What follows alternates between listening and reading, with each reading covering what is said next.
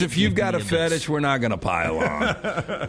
Whatever pops up in your algorithms pops up. Another urine story. Now, the OnlyFans model who was recently arrested for, quote, spraying her urine on more than $1,500 worth of merchandise at a New Hampshire grocery store has been hit with 5 more criminal counts for the alleged pee spree.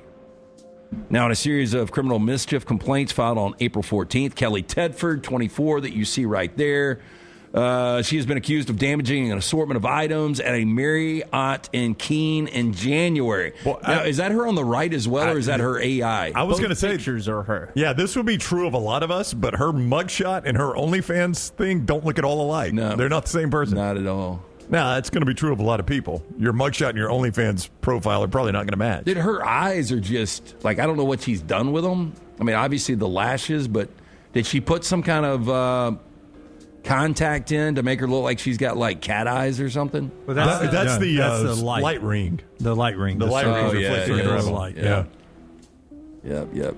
But how did she get rid of her cheeks? That's got to be photoshopped, right? I would think so. Filters yet.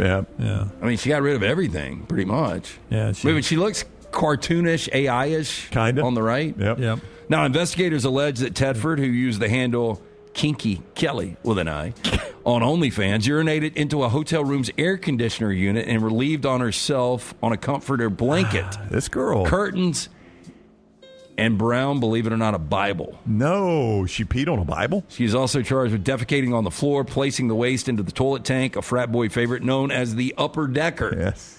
We got some weirdos out there. At the same time, the new misdemeanor counts were being filed. Tedford was named in an indictment charging her own with felony criminal mischief for allegedly contaminating items at a food co-op in Keene.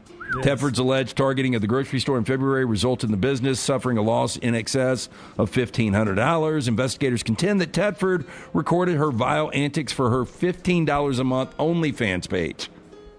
See, I never, ever, I don't care the quality. I don't care the quality of the hotel room I'm staying in. Oh.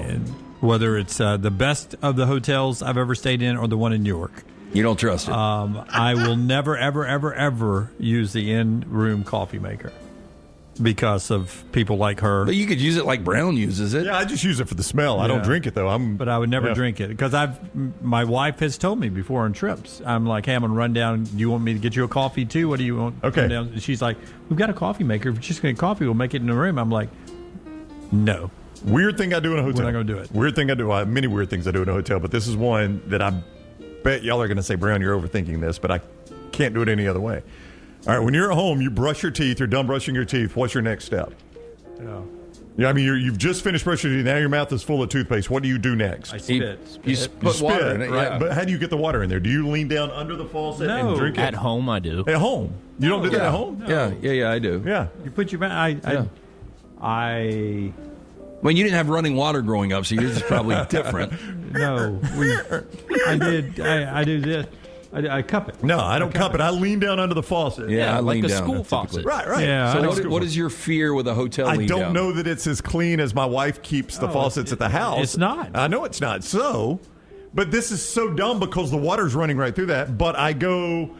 You get the cup. Get a cup, and I fill that up and I drink it out of the cup. Yeah. Well, they normally have at hotels. They Just because you've quit going to the gym, it doesn't mean that you have to quit gym altogether. Dunaway, that is. With our Next Round podcasts open 24/7, 365, you can access gym anytime you'd like. While you may have done away with your treadmill routine, our version of Dunaway is standing by ready to get you back to your absolute best. Find all that lovely Jimmy D-led content on Spotify, Apple Podcasts, Google Podcasts, and in the podcast section of nextroundlive.com. This message is sponsored by Jimmy Crypto Inc. and Jimmy Crypto for President. Do you need some refreshed college wear to represent your team this year? Shop Roback's Game Day collection that includes both Alabama and Auburn.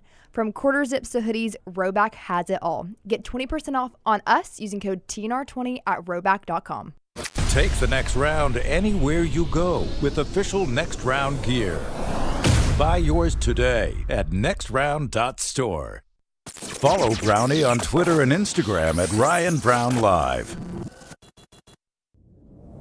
Jim Dunaway, Lance Taylor, Ryan Brown, live from the Birmingham Racecourse Casino Studios. The Next Round presented by Bud Light, is on now.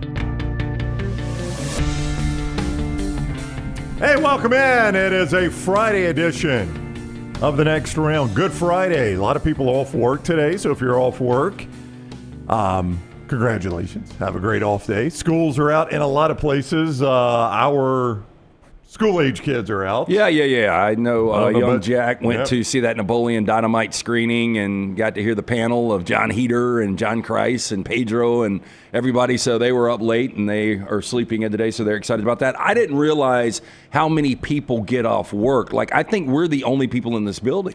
It is pretty empty. Quiet up here. It is I love quiet. it. I don't hate it, Tyler. Yeah, Don't hate it. we used to. So, Tyler, the one holiday that really jumps out, and it's one of the few negatives about doing a job like this, is every Black Friday before the Iron Bowl, we've got to go in. But the awesome thing is nobody is at work. You zoom to work, don't have to wait on the elevators, all that. You know, I was thinking about this morning. When we were in school, we got this holiday when I was a kid, and it was called Good Friday at that time. We've moved on since then. I think it's a teacher work day now. But the key to this day, Tyler, this is the way they used to do it when I was growing up, when I was a kid. The key to getting this day off was you didn't need snow days before this. Now, if you got snow days, you took snow days. Yep. But the Good Friday was one of the ones so used to. See, now they figured all this out. Now, here in Alabama, if you're watching us from other places, I don't know how y'all do it, but here in Alabama, anytime there's snow, they declare a state of emergency so they don't have to make the days up. But used to, when we were kids, Yep. you had to make the days up if you missed snow Yeah, day. that's the nice loophole they've created. Yeah. And Good there's Friday was the first one to get picked off because it was, late March, early April, as normally early April, and snow's over by then. Do you think with the protective society we live in now, we'll ever go back to the pre-James Spann dusting? No, but I think too many people got burned on that one. Yeah, like it really was a good hard snow for us to be able to get out of school back in the day. And now if there is inclement weather on the way. Once some kids had to sleep at school, everybody's saying, we're going to do it. But I always look at it and I'm like, man, the last 2 weeks of the year, my daughter's wearing pajamas to school because it's a movie day or it's popcorn and hat day or whatever. And I'm like, those last 2 weeks, man, they're snagging flies. They are snagging flies, no doubt about it. I don't know. It's interesting, though. Yeah. Blake says his kids are in the Hoover schools. They're open today, but they're closed Monday. Easter Monday. I guess Easter is on Sunday, maybe. I don't know. E-learning for them. So that's kind of weird to me. Well, I mean, whatever. that sucks for the parents. Like, the parents are off work. Your kid's got to go to school. Then your kid's off Monday when you've got to go to work. I know. Maybe we should line this up. Probably has something to do, like spring break is the same for all the high schools, right? It was. I don't know if it is this year or was this year. It might be county to county. Oh, is it? I always thought it was a state mandate. Well, we like all called the it state AEA schools. back in the that's day. right. Because that and was it when was the Alabama Education Association, I guess. Yeah, and it was their convention, right? Yeah. And they did the convention, and that's why we got off, because all the teachers were at the convention, which is code for at Panama City. Yeah, we never, like, Or the at first Orange time I Beach. heard spring break was like one of these Cinemax movies back in the 80s. Yeah. Because I always referred to spring break as AEA. As Right. a young kid, did you? Growing up, it was always AEA for me. AEA for When's me. your AEA? Yeah. But I guess everybody was the same back But then. if they would move it around a little bit, they'd probably get some more tourism dollars down on the beach. That was going to be my only point. I don't know if this is a big travel weekend other than to go be with family. So if you're traveling this Easter weekend, have a very safe weekend, and we appreciate you joining us. Yeah, I know we're never supposed to talk religion or politics, but the fact that we can't recognize Good Friday in schools now. It's e-learning. It's e-learning.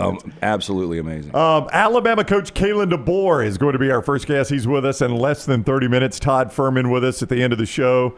Or, excuse me, at the start of the 10 o'clock hour, not the end of the show.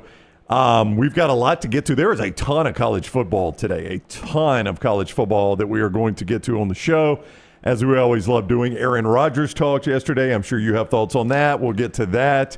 And some college football rule changes. In addition to the injury rule that we talked about the other day, there were some more that might have slipped past you.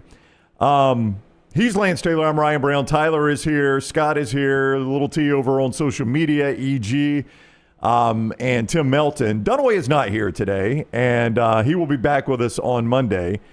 But as has been mentioned on the show a couple of times, Jim's dad has been suffering some health issues over probably the last 2 or 3 months, Lance. It seems like this goes back maybe to the end of last year. Yeah, and and we've been doing the show, and I was thinking about this morning. We've been doing the show, 15 years now, and there's been like some moments. I mean,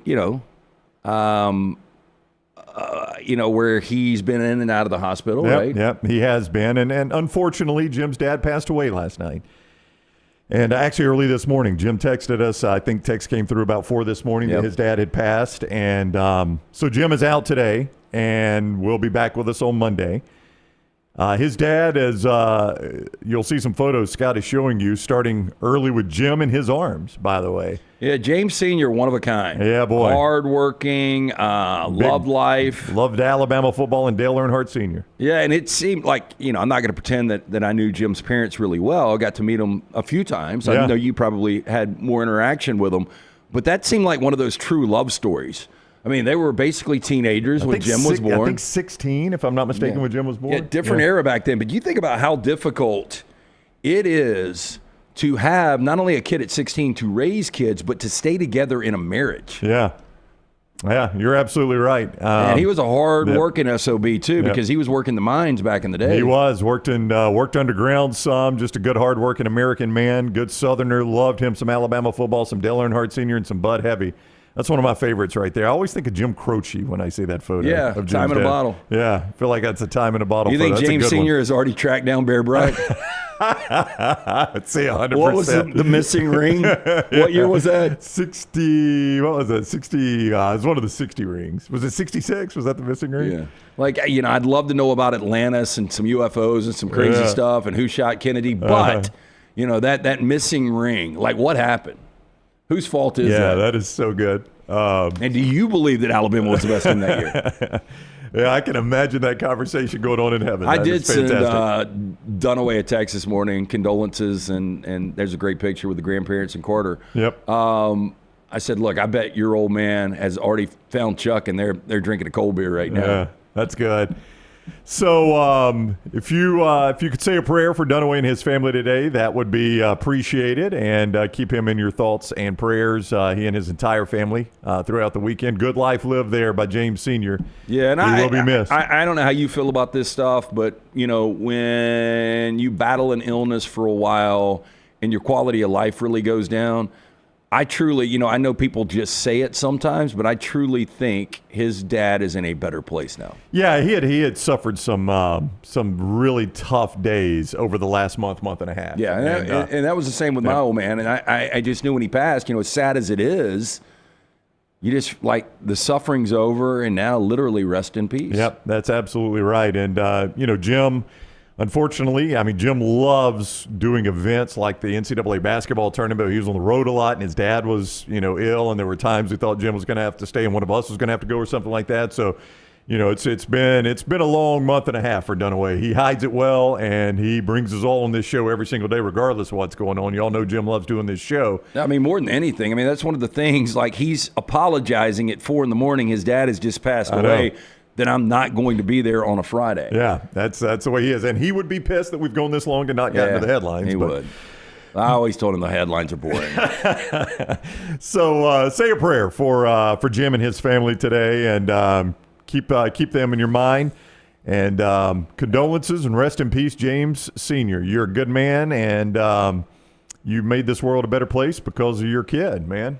He's proud of Dunaway, and let me tell you, he should be. Yeah, absolutely. He was proud of Dunaway. One time, I know Jim would have visited him in the hospital one time, and this might have been last year or the year before when he was I think it was last year when he was in the hospital. And this got me emotional when Jim told me this. He's like, and I shouldn't tell Jim stories, but I think he actually told this on the show. And he pulled him close and he told him, I want you to know how proud it made me every time one of my friends told me they saw you on TV.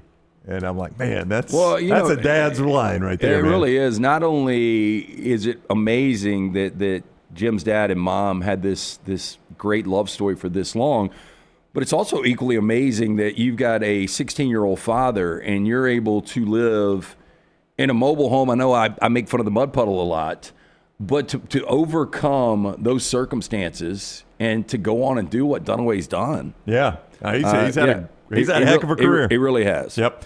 So keep them in your thoughts and prayers this weekend. In true show fashion, NASCAR is coming back to the Talladega Superspeedway. Jim Sr. loved him some Dale Oh, Sr., he though. did. He'd have had that 3 up in the air, baby. Hey, who does he track down first, Bear or Dale Sr., I know. So whichever one he runs into first are the streets of gold, right? Yep. Bear or Dale Sr. NASCAR. Leonard Skinner. Leonard Skinner. NASCAR coming back to the Talladega Superspeedway. TalladagaSuperspeedway.com, the biggest, baddest track in NASCAR. Hosting the Jack Links 500 weekend coming April 25th through 27th next weekend. At Talladega Superspeedway, TalladagaSuperspeedway.com, TalladagaSuperspeedway.com to reserve your spot now. You do not want to miss it. And again, I don't have to say this. Our guy Jim Sr. saw it himself. If you've lived in Alabama any amount of time and haven't been to Talladega, you're cheating yourself. I don't know what to tell you. It is a blast. TalladagaSuperspeedway.com, TalladagaSuperspeedway.com. Also, Hemp Hill Services. Lance should have set you up for this one. Yeah, My actually, bad. they were supposed to come out Monday, and that was my fault. I had to reschedule everything. They're coming out today to do my HVAC service, make sure everything's up and running for this spring, running into summer. And right now, big-time special from our friends at Hemp Hill Services. $1,000 off the HVAC systems plus 0% financing. Make the phone call today, 205-229-2090. Hard to stop a train. Call Adam, Chad, Andrew. Did you see Andrew yesterday? I did. I talked to him for a little bit at walk-ons. Andrew from Hemp Hill was out there with us. Yeah, he called me, and I had to get out of our remote a little early. And I do want to ask you about the interview with the New Zealander. I'd love to tell you. But Andrew did call, and he's like, where'd you go? I said, I'll see you tomorrow, though. But 205-229-2090, hemphillservices.com. So yesterday, Tyler, we are at Walk-on Strussville with our friends, the Indy Racing League, Indy, Alabama. And somewhere it got lost in translation. I probably missed the email or the text or something. But they had Scott McLaughlin, the two-time defending champ there at Barber Motorsports Park, out. And Lance and I are just out there. Jim, was supposed to be with us. He had to go be with his dad as things kind of, took a turn for the worse yesterday. And so it's just me and Lance. We're just hanging out. Unbelievable weather. Lance is having him a cold beer. I'm having me a cold Diet Coke. And we're just cutting it up. I think we're talking about 80s TV shows. Well, hey, the funniest thing is we're sitting on the patio in a car, a Mazda, a rental pulls up and pulls in the space like 5 feet from us. Yeah, I mean, you're looking right at us. And two dudes jump out of the car, and I tell Brown live on the show, I was like, that guy looks a little like Roy McIlroy. And then the next thing we know, they're wearing Team Penske shirts. I'm like, they're obviously race guys, right? The next thing I know, girl comes up to us, hey, y'all doing the interview? Are y'all doing the interview? And we're like, I don't know. Yeah, with you? No, with Scott McLaughlin. Yeah, and I'm... Yeah, you're going to have to go a little deeper here. We don't know who Scott McLaughlin is. Not going to pretend like I knew who he was. I'm not going to lie. I'm not going to play But I am very disappointed in Brown because after that went down, he disappears into the restaurant, and Brown pulls his bio. That's right. Just Wikipedia. I went straight to Wikipedia. And in 2016, apparently, guys from New Zealand goes to Las Vegas on a trip, meets his wife. Yep. She's from Long Island. That's right. Somehow convinces her to move to New Zealand. They get married. And I was like, Brown, I got to get out of it. We only had 2 mics. You've got to ask him about the Las Vegas story. Which I did. Why are you disappointed? I asked him. No, I just told you it wasn't as crazy a story as we thought it might be. I mean, it was a pretty simple story, Tyler. He's wingman for his guy. She's wing woman for her friend. And they're like, we ought to spend a little more time together, me and you. They end up getting married. Now, she did move to New Zealand with him. That's a lot of time together. Yeah, that is a lot of time. So what happened to the friends that they were wingman and wing girl I did not for? ask that. I should have followed up with that. I don't think it ended up well. But, yeah, they were just there as the third wheel. They met and they got married. I mean, to be able to convince somebody after a night in Vegas to move to a different country. Yeah. That's persuasion I don't know that there. It was that short of a timeline. Sounds I think better. It Better does. story. It is a much better story. Like, how long is this period where he's convincing her to move to Vegas? Well, that's again. I can't stress enough. This interview was just kind of dropped on me, and I didn't have time to think through all of this, so I probably did not. Most Wikipedias are abbreviated, Yeah. and it just said 2016, went to Vegas, met his wife from Long Island. She moved to New Zealand. I assumed that it was all in a day. Yeah. That would be a better story. Yeah. I mean, that is a better story. I don't think it has an element of truth to it, but it is a better story. Never know until you ask. But I'm telling you, man, incredibly nice guy. I am a fan now. When I am watching the Indy 500 or the race at Barber's, I will be pulling for this guy. Could not have been a nicer guy. Yeah, when I got in the truck, I meant to turn you on and listen to the interview, and I forgot to. Yeah. And it is a fun interview. If you want to go watch it, it's on demand. You can get it right there on our YouTube channel or wherever you get us on video. It was very fun. Caleb was like, Caleb says, I watched the episode this morning when they said they were going to have Scott on. He says, we're going to interview Scott? That's what Lance said. So they dropped it on us. But, I mean, he was a really nice guy. I would recommend going and watching it. I really would. Really, really nice guy. Well, I mean, how nice he was. That girl was, we could call her a smart ass, too, right? Oh, yeah. She was chopping it. She thought we were messing with her. She called Brown a liar multiple you're times. lying. I can tell you're lying. I'm like, if I could lie this good, it'd be a problem because I am being 100% truthful. I had no idea we're talking to this guy. All right, so that's on demand. Thank you to our friends with Indy Racing League, Barber Motorsports Park, and Walk-Ons Trustful for having us out yesterday. You could go watch that. Let's start, I guess, with a couple of transfer portal stories because one of these is a little bit surprising to me. Gio Lopez is not the South Alabama quarterback that hit the portal. He's going to North Carolina. Yeah, it's Bill Belichick's guy. And this has kind of been on the radar a couple of weeks now, and it finally becomes official. I think what made it more interesting and kind of a wrinkle that you threw in there yesterday was, well, Tennessee might need a quarterback now, Gio hasn't actually signed with North Carolina. So is there a possibility we have gotten into a bidding war between North Carolina and Tennessee? If that ever happened, we don't know. We just know that he signed 2-year, $4 million contract. He's got 3 seasons of eligibility remaining, and he was really good for South Alabama. Now, how will that translate to the ACC? We'll see. Yeah, I don't know, and he is committed, but I guess we saw this with Eagles staff at South Carolina on the basketball side, just being committed in the portal. Doesn't mean that's where you initially end up because he uncommitted while in the portal and became a free agent again. So I guess Lopez could do that. I doubt that. I think when he leaves for South Alabama and is this quick in a North Carolina uniform on social media, he was leaving to go to North Carolina. Yeah, good luck, Gio Lopez. I just remember Mac Jones and basically the hazing of Mac Jones from Bill Belichick. Oh, yeah. Who would have thought Belichick, the one quarterback removed from Tom Brady or Tom Brady to Mac Jones, and his first quarterback after that is Gio Lopez from South Alabama. Gio Lopez, to your point, is one QB removed from Tom Brady for this guy. I mean, he is going to be the most scrutinized coach maybe in college football this year because, I had the conversation last night. I brought this up. Our buddy Clay Travis was in town for a little dinner engagement last night, and I asked him the question that you and I agreed with, Dunaway completely disagreed with, and it was the Belichick-Bill Clinton question.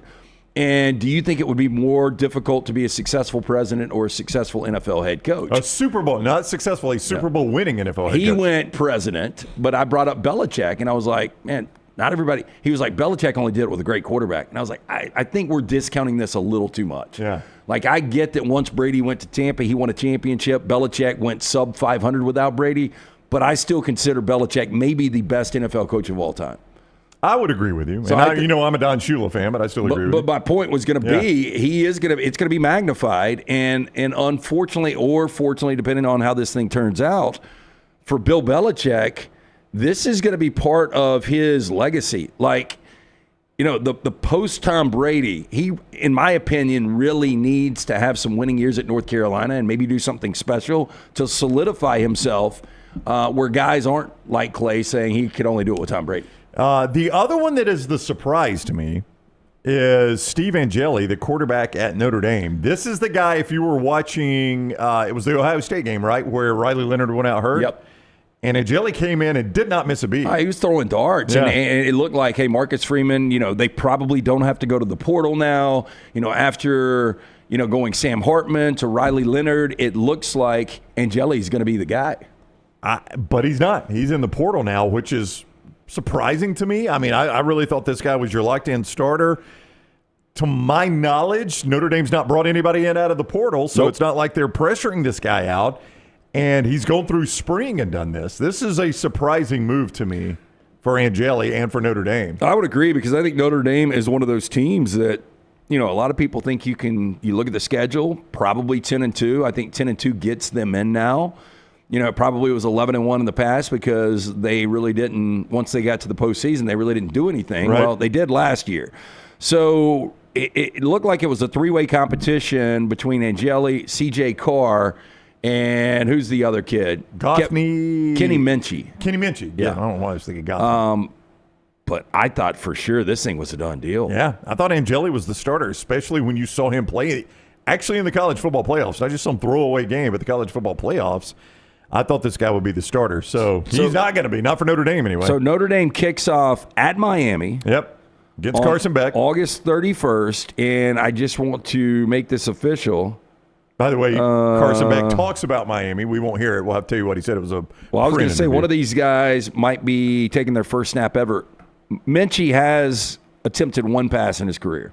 He's 1 for 1, 4 yards. So, in theory, his second pass occurs at Hard Rock Stadium against the Miami Hurricanes. I mean, if you're Marcus Freeman, whoever that starter is, boy, that is a difficult start. If you were – he's committed – well, let's do both these. If you were Nico Iamaleava, I don't know that Marcus Freeman will any part of the guy. But if he did, you'd go there in a heartbeat over UCLA. You take the loss of money, you renegotiate the deal, and I really think Nico's dad needs to come out, fall on the sword. Hey, look, I didn't know what I was doing. I was trying to do what was in the best interest of my kid. I failed him. Nico's a great kid. This is on me 100%. And go back to a contender and then really prove your worth. Yeah. I think you do everything you can. But I'm going to assume Angeli's not going to leave if he's going to be the starting quarterback. I would assume Notre Dame was like, this is who we believe the one is going to be. If I'm Gio Lopez, I don't know that Notre Dame would be interested in him, but I certainly go there over North Carolina. That's why this portal, we normally don't see this in the spring portal when presumed starters are in the portal like this. Maybe it'll become more of a trend. It's pretty amazing that you can have an overnight fix at the quarterback position, and you get teams like your Miami Dolphins that, I mean, really were in quarterback, not purgatory, hell. Oh, yeah. For decades. Decades after Dan Marino. And, the Jets and the Browns, and there's so many of these organizations that can never get quarterback right, and that's the reason they don't win championships. And now in college football, you literally can overnight go in, steal a guy that's been developed by a smaller school, and have your quarterback fixed. Yeah, it's wild. It's wild. So that's the portal update. Just a couple of quarterbacks. One, Gio Lopez, South Alabama transfer going to UNC. Steve Angeli, the presumed Notre Dame starter, leaving Notre Dame. There has also been some rule changes. Coach Prime talked to the media and has got, I thought a pretty interesting statement from Deion Sanders and Coach Prime. So we'll probably play over-under on him again. Gutter cap, our buddy C. Stu, is still, after all these years, capping those gutters and keeping you off that ladder. We told a great C. Stu story yesterday from walk-ons. But even better, look, if you are sitting there making weekend plans, you're like, man, I got to clean. Part of my spring cleaning, I got to get these gutters clean. You don't want to do it. It's a dirty, dangerous job. You get on the roof, you slip, you fall, you snap the neck and die. You're no good to the wife or kids. Make the phone call that I made decades ago, 205-823-2212. Gutter cap is a patented aluminum cover system, allows water inside but keeps out unwanted debris to eliminate gutter clogs. You will never clean the gutters again. 22 years in business, over 20 years, A+ rated with the Better Business Bureau. Chris Stewart will come out, give you an absolutely free estimate, no pressure, no BS approach, special discount pricing, very important for mentioning the next round. Lifetime warranty on clog-free performance. Again, free estimates, general liability, and workers' compensation insurance, 205-823-2212. GutterCapBirmingham.com. Cap it, don't snap it. And don't forget the 15th annual Logan Martin Lake Fest and Boat Show presented by AmFirst is on the way May 9 through 11. Logan Martin Lake in Pell City, totally free to the public.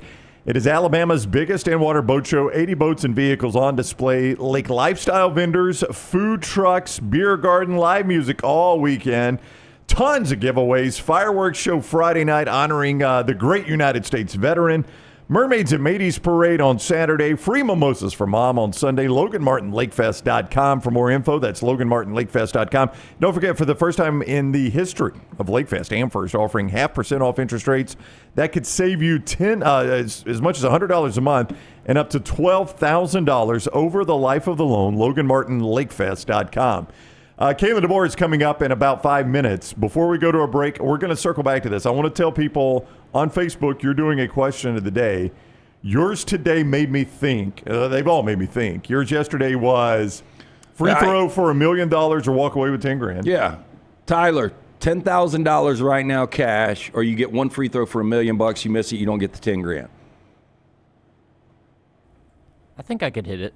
Okay, so you'd go $1 million? I'd go $1 million. Yeah, I think that's the way to go with that. Go over to Next Round Live on Facebook. Next Round Live on Facebook, and look at Lance's question when they post each day, and give us your comments on those. Just comment. Do you want the question of the day? We're gonna come back to it because it is a fascinating question. I had never really should thought we of this. hit our next guest right between the eyes with it to start it out? Coach DeBoer, before we talk spring football. So do that at Next Round Live. Follow us on all social media at Next Round Live. We appreciate you doing that. Also, catch up on everything we do today, including Kalen DeBoer, Todd Fuhrman, and much more on the podcast platform of your choice, Apple, Spotify, iHeart, and Google Podcasts. Remember, you guys always ask, how can we help you? Well, here's one way you can help us, and it helps us tremendously. When you like, follow, subscribe, and turn on automatic downloads of podcasts. We greatly appreciate you doing this. So don't miss a thing when you get us on podcasts. Follow us on social media at Next Round Live. Alabama coach Kalen DeBoer scheduled with us next on the Next Round. Call the Next Round now at 205-734-0923.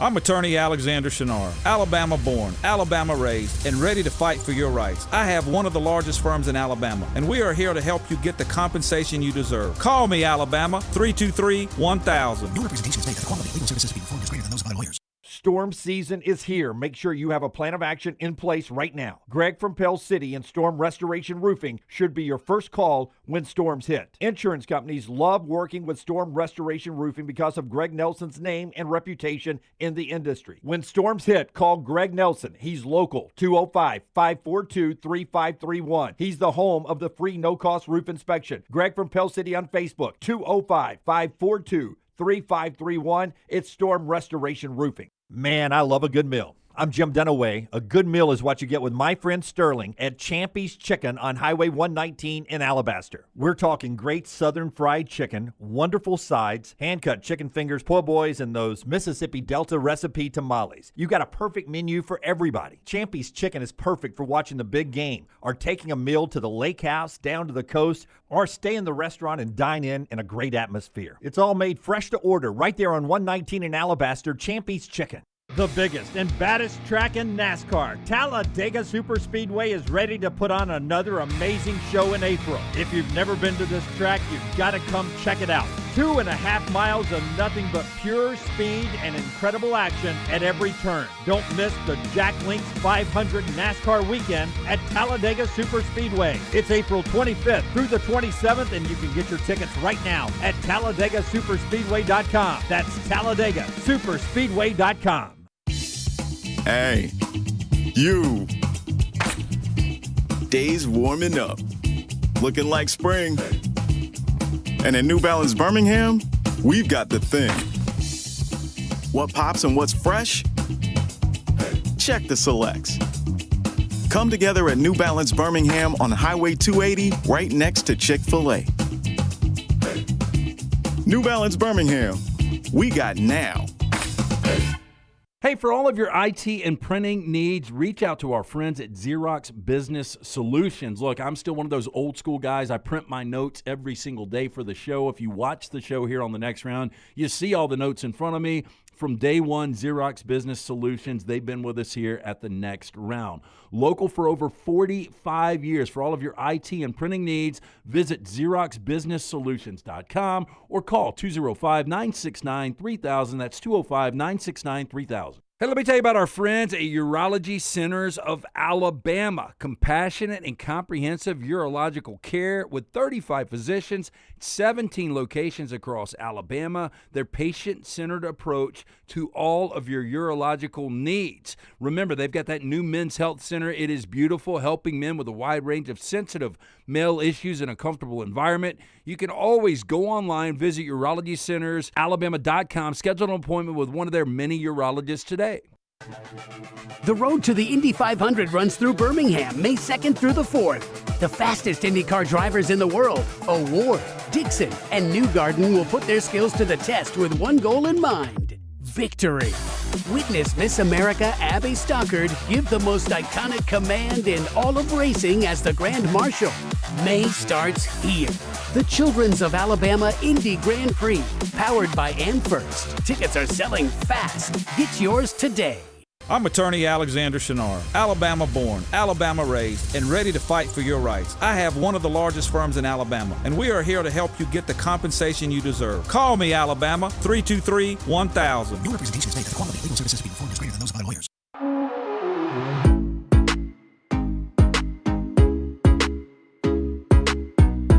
All right, we continue on the next round, presented by Bud Light. Time to hit the Shunnarah hotline. It has been a minute since we've been able to catch up with Alabama head coach Kalen DeBoer. He is here with us now. Welcome in, Coach. Hope you've been doing well. I'm doing great. How are you guys? Doing fantastic. Thanks a lot. Spring football behind you. Spring number 2. Last year, spring number 1 had to seem like a whirlwind, I would imagine, after just taking the job. How did spring number 2 go? It was great. It's just another level of depth to everything. The relationships are deeper, which impacts so much more. The continuity of the coaching staff, the depth continued on that kind of messaging, the depth of just what we're doing with our schemes, taking those next steps, the confidence in the techniques we're teaching. When they apply, I think there's just another level of depth to everything we're doing. I haven't had the opportunity to meet Ryan Grubb yet, but some of our colleagues have said he's been a pleasure to deal with. What has it been like having the band back together for this spring? Yeah, I mean, obviously Ryan and I got a special history, past, and just relationship, and it's great to have him back for sure. And just the way he incorporated himself back into the staff. When I say back, he had a relationship with Nick Sheridan, Jamarcus Shepard in particular. But there's a whole group of men that sit in that room every single day, long hours, and he's just really taking it over as I would have expected, and the rest of the staff just doing their part to really be there to work together with him and make our offense better, take the next step. It's just been fun seeing all of that come together the way it has, the way you'd hope.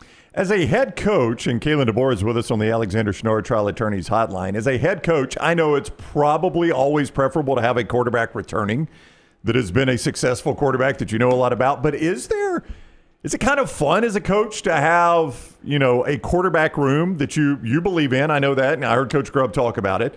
May not be exactly where you want it to be, but then to have the development and see guys battling for that starting job when you may not have the obvious starter coming back?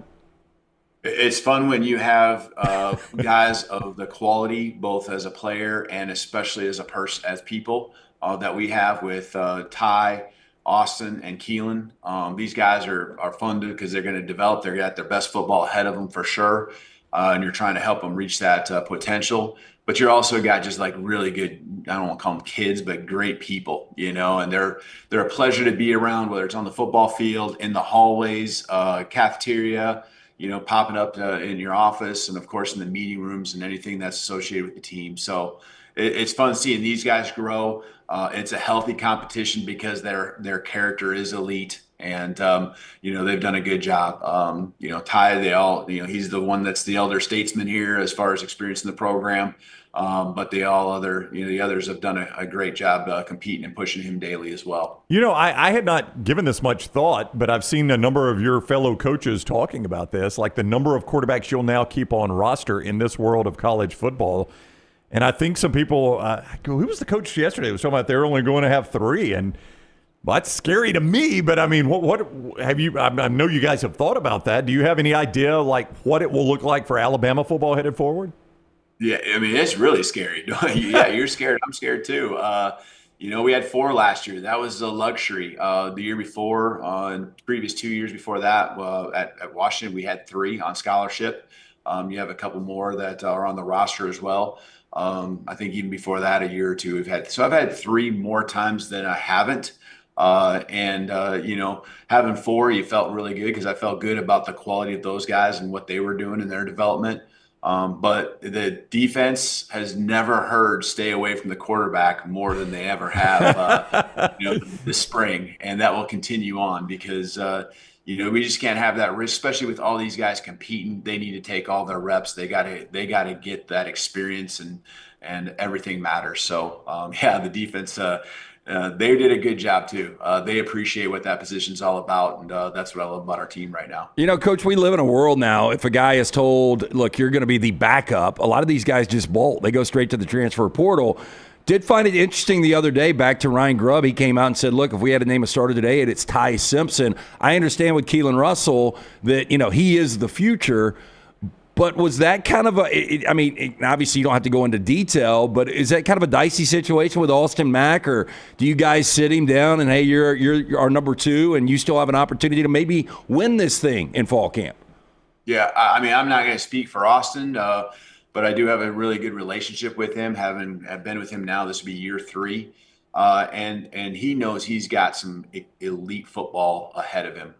And he's really getting the most reps he's ever had here this spring. Last year he was in the mix, but really you had more of Ty and Jalen, and then even Dylan was taking more reps than he was. And, it's hard enough when you got 2, much less 4, splitting that the way you want. He got 1 week back his freshman year at Washington, where we shelved Michael a little bit, Penix, just making sure he was physically as strong as needed to be there in fall camp. And so he got an uptick of reps there. But this was the most reps he's ever had. And he sees the growth. He sees the development. We got a lot of great and hard workers on the football team.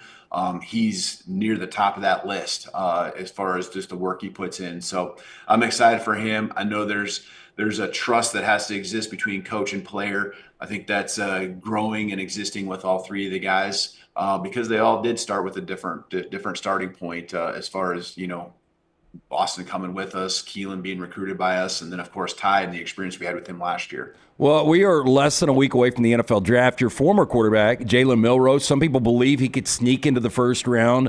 The Jalen Milroe experience for you, though, at times he was the best quarterback in football, and then at times the offense just sputtered. Can you put a finger on why the offense was so inconsistent, specifically Jalen, and whoever does select him, whether it's first or second round next week, what are they getting with Jalen Milroe? Yeah, I know. I hear kind of the same thing too, just potential, first round. But I think, there's a reality it might not be. I know he's going to plan on going to the draft. I think that's public. I guess maybe I shouldn't have brought that out, but for a couple of reasons. One, the experience, but 2, he's got a couple other teammates that he really wants to support that will be there as well. So I think that's a tip of the cap to him there. Hopefully that wasn't news breaking. No, it's out there. I think everyone knew that. But, I didn't want to, mess up his opportunity there. The thing with Jalen, I think a lot of it is just like any other quarterback. It's like what's going on around you too. The quarterback is going to be the one that takes everything on. I tell our quarterbacks, if a kid drops the ball, that's on you. Catch it for him. So just like everyone else, I'm putting it on the quarterback. And so it starts with you. You got to make that ball even more catchable than it was, even though they just flat out dropped it. And so there's a level that Jalen had that's a high ceiling. And I think, tapping into that, taking advantage of his strengths is what you when he's at his best and your team can flourish. And then I think just building everything around what that skill set is that are his strengths and continuing to develop the things that he can improve on. And he can spin it. There is no question, like he can throw the football. And so now it's just a matter of putting the right pieces around him, get him in the comfortable moments, get him in a groove, just like you would with any other quarterback. Coach, the defense last year, I know very little football, as you've learned from our talks, but it seemed like you could see great improvement in that defense from game 1 to game 13. Did my eyes lie to me, and why do you think that was with Kane Wommack's defense? I think there's different phases, and I think phase 1, there's just trying to get everything installed. And I think there's also a piece then where you're in situations playing offenses maybe that aren't similar to ours, and then you're installing little packages. You're having to tweak with personnel because we understand them more. And I think there was kind of that first piece where we weren't consistent that way, especially when you face some high-end teams that had good offenses, good quarterbacks in particular.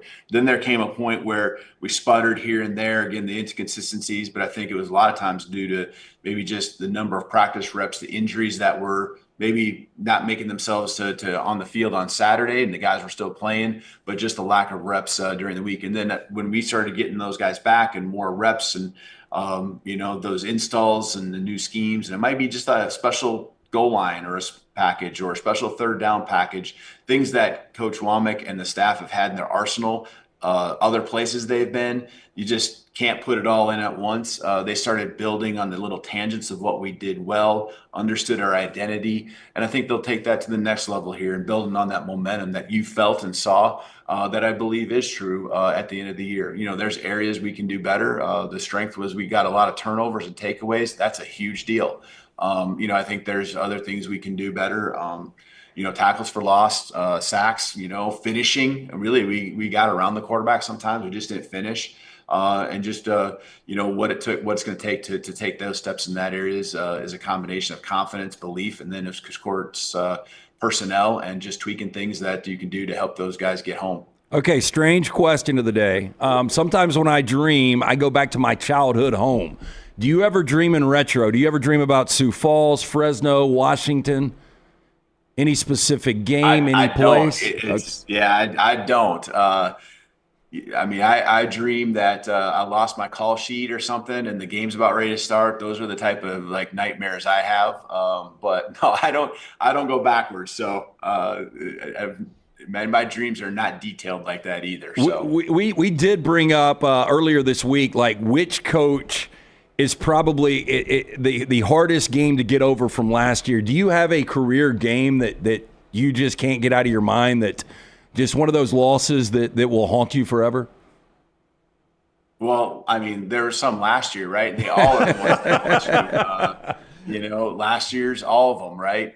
In different ways, different reasons. I think almost all of the ones that I've lost, you're just. That's not a lot.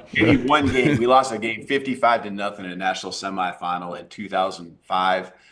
We weren't good enough. We won the national championship the very next year, but that one it haunts me because it was embarrassing at the time, and you're like, wow, we got a long ways to go. But that was one of the greatest learning moments, and that I always still draw on. So yeah, it was a nightmare at the time, that's for sure. But we turned it into a positive. We'll get you out of here on this one, I promise you, Coach. Lee Corso, it was announced yesterday, we'll have one more game day. Maybe you guys. It could be Bama, Florida State. You don't know. I'm just curious your thoughts on a guy that has dedicated so much of his time to the promotion of the sport that you love as well in college football. Yeah, I heard that last night, and that time's coming for everyone.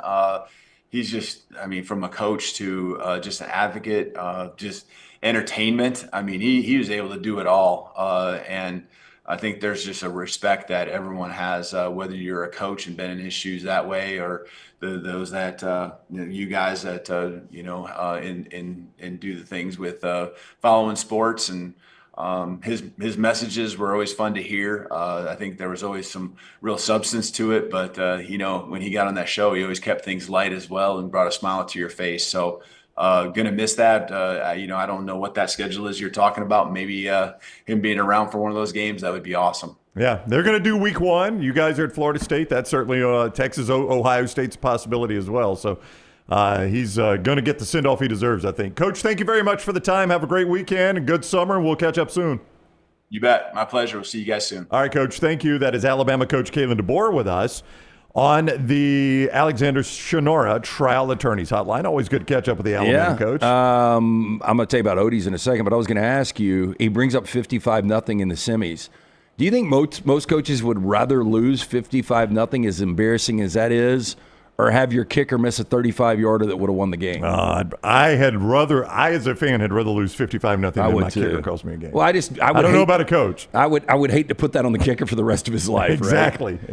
Hey, a great place to go all weekend long. Watch a little Major League Baseball. The NBA playoffs continue tonight. You can watch it all at Odie's Tavern. We're live music every Friday and Saturday. The original location at Crestline. Me and Brown do that Odie's Team Trivia every Wednesday night, the newest location in Edgewood. Either location, great food from Rodney Davis, ice-cold beer buckets, and, of course, the Odie's famous Styrofoam cups. Get in and see Will Haver and that great staff all weekend long. It's a Birmingham institution. It's Odie's Tavern. You reminded me, I'm going to tell you about our guy Brad Bell, but you reminded me of a dream I had that I meant to bring up on the show after I had. It is the most absurd dream. So I had really two childhood, almost a third childhood home. Right. But there's just one home, and like one friend, like I spent the night with a bunch of different friends, but there's this two homes that I go back to. It's just very strange. I had the most absurd dream, and I forgot to bring it up on the show. And Kalen DeBoer actually reminded me of the dream. All right, so I'm gonna tell you. And Lance asking him that question.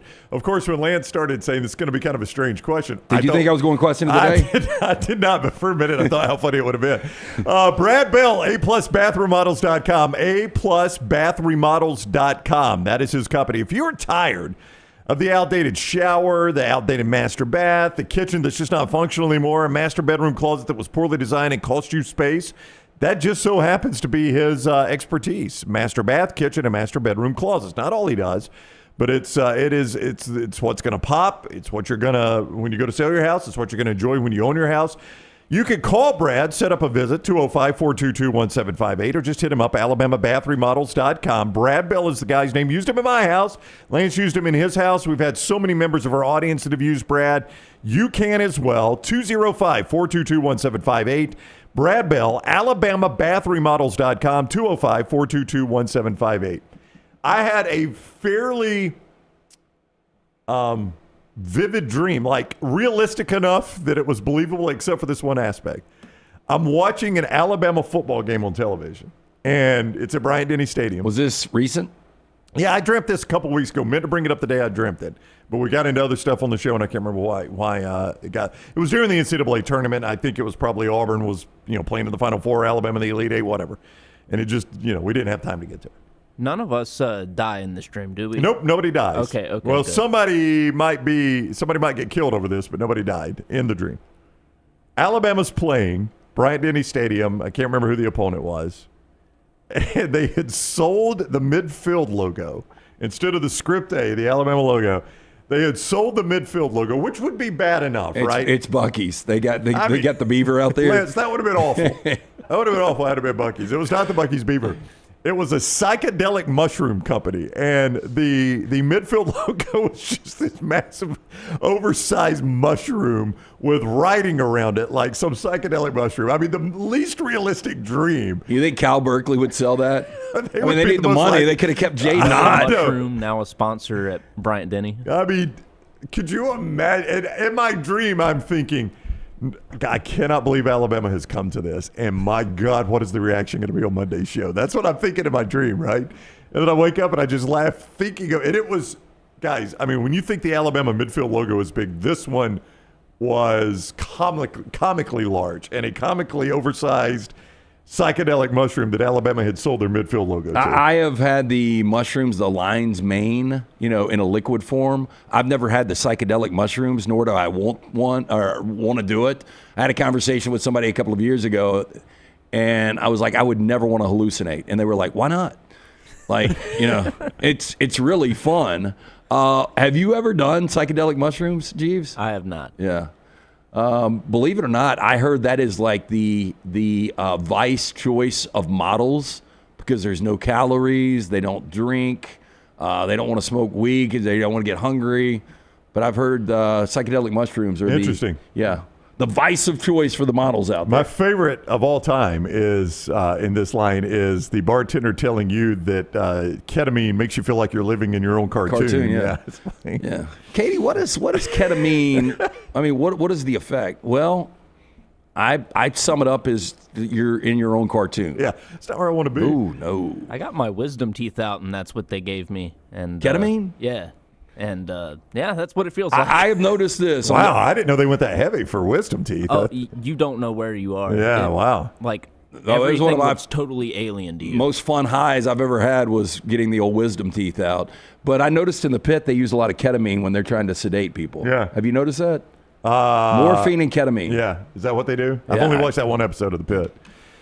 It looks like one of the takeaways from our interview based on social media, Mike Rodak among those tweeting about it, Mike Rodak, who covers Alabama football, his answer about Austin Mack, to the question you asked. I had a really good relationship with him, having been with him now. This is year 3. He knows he's had some elite football ahead of him. I saw our guy Clint Lamb earlier and today. I thought that was probably the conversation because you found it kind of strange that Grubb would come out and say that. I did a little bit, Yeah. but I said it the day Grubb said it. This is a guy, you don't say that without knowing the state of your quarterback room. Either, no matter what I say, all these guys are staying. Literally or knew the room. Or regardless of what I say, this guy's leaving. Right. Yeah. So you don't say that thinking, God, I don't know what the reaction will be, but here I am going to say it in a press conference. Clint Lamb was pointing out yesterday, earlier today, covercrimson.com for all your Alabama coverage. Our guy Clint Lamb there was pointing out, don't forget, Austin Mack arrived, and I forgot about this, honestly. He was, not to go the Ryan Williams line, 17. he was 17 when he arrived in Tuscaloosa. And you kind of do lose sight of that, don't you? Well, you do, and I do think, the relationship he had with Nick Sheridan, but maybe even more so with Ryan Grubb. With Ryan Grubb coming back, that kind of probably rejuvenates everything. And I'm sure there was that conversation with Kalen and Ryan with Austin Mack saying, hey, look, you still have an opportunity to win this job. Yeah. Right now, Ty's been in this program for a long time, but you just keep doing what you're doing, and everything's going to work out. But the majority of these guys, if you're told you're probably number 2, these guys bolt. Yeah, you're probably right. I did think, when Grubb said that, Grubb has been on the job now just a few months, and I did think there's nobody that knows the relationship with Austin Mack better than, or has a better relationship than Grubb and DeBoer, or knows that relationship better. So I didn't think he was just going to stumble into something like that just because he had been on campus 4 days. But I did find it to be refreshingly honest, something we don't normally get from coaches about who the number 1 quarterback is right now. It doesn't really matter, I guess, right now. So thank you to Kalen DeBoer. Here, go to cut 4 if you don't mind. Let's just, while we're talking about Alabama, Ryan Grubb, speaking of the Alabama offensive coordinator, you just got the head coach's thoughts on spring. Here's Ryan Grubb. His first actual full spring as an assistant at Alabama. Here's the new Alabama offensive coordinator. Yeah, we had a great spring. I think, for us, you're looking obviously for development of young players to get a lot of reps, and that certainly wasn't any different for this spring here at Alabama. And I thought we did a good job getting those guys incorporated both through necessity and opportunity. I thought the guys, we pushed them, worked on some new things and some new parts of the offense, some wrinkles that we're trying to get in, which you do every spring. And I thought for us, the development of that and some of the parts of the system that we're working on, I thought were a huge part of that. And I thought the guys just right away, just their response and commitment is really what you think about when you come to Alabama. It is just you're in a town and a place where this is all that matters, and you love it. And that was their commitment level, and I felt like that was something we were able to build off of every day, is just how the guys would show up and work and be excited about the next day of practice. So love that part of it. Who was the former Stanford offensive coordinator that was a hot commodity? A lot of people thought NFL teams were going to hire him. He worked under Jim Harbaugh, and then he worked under, oh my gosh. I cannot say his name, and I here's know exactly what you're talking about.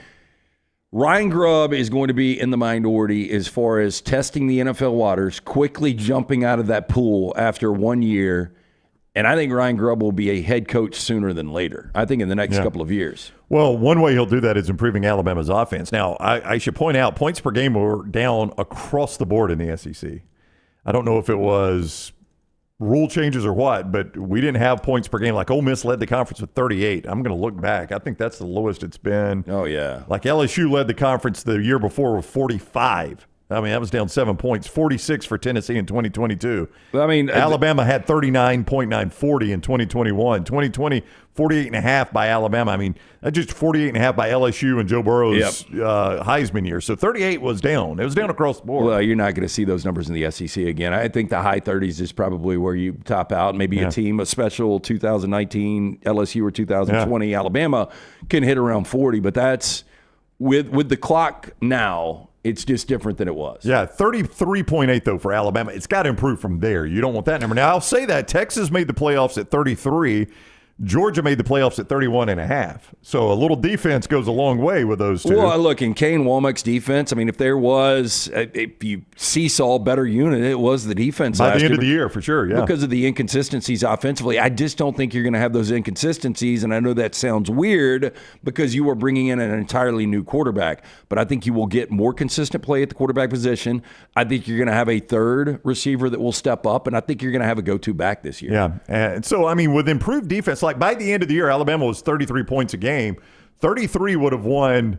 You know, it got away from them, obviously, against Vanderbilt, against Tennessee. Yeah, but 33 would have won almost any game they were playing. At the end of the Oklahoma, year. Tennessee, all those games. Yeah, all those games. So by the time the defense got squared away, even a offense that wasn't great would have won those games for Alabama. So thanks to Coach Kalen DeBoer for joining us on the show. It's time for the viewing menu presented by our friends at Michelson Laser Vision. Hey, to view life in high definition, make the phone call that I made more than 2 decades ago, 205-969-8100. Very important. Ask for Amy. She is going to hook you up with a hassle-free consultation. You have 0 to lose to find out if LASIK is right for you. Dr. Mark Michelson, Dr. Jen Michelson, best in the business. I had the 2200 vision. I was legally blind without the aid of contacts. After the procedure, which only took 12 minutes for both eyes, 2015 vision better than 2020. 205-969-8100 or michelsonlaservision.com. All right, Tyler. All right. So last night, I talked about this movie yesterday, but I got to see it last night. Sinners? Do I need to go see it? It's fantastic. Oh, wow. You were on the fence, right? No, he was all in. I thought Melton was all in. Melton was all in, too. Okay, but you were too, okay. He was looking forward to it more than I was. But, so let me ask you this, because that genre, it never would be like mainstream for critics. Is it good enough that it would be considered one of the 10 pictures for Best Picture? It could be. It doesn't go full horror. So the first, I would say, half of the movie or so is more just a Prohibition era like crime movie. See, I like that. Yeah, and then it kind of changes into a vampire movie by the end of it. So I think a lot of the trailers and early reviews are playing up the horror aspect, but it blends it well. What's the runtime? I think 2 hours, 7 minutes.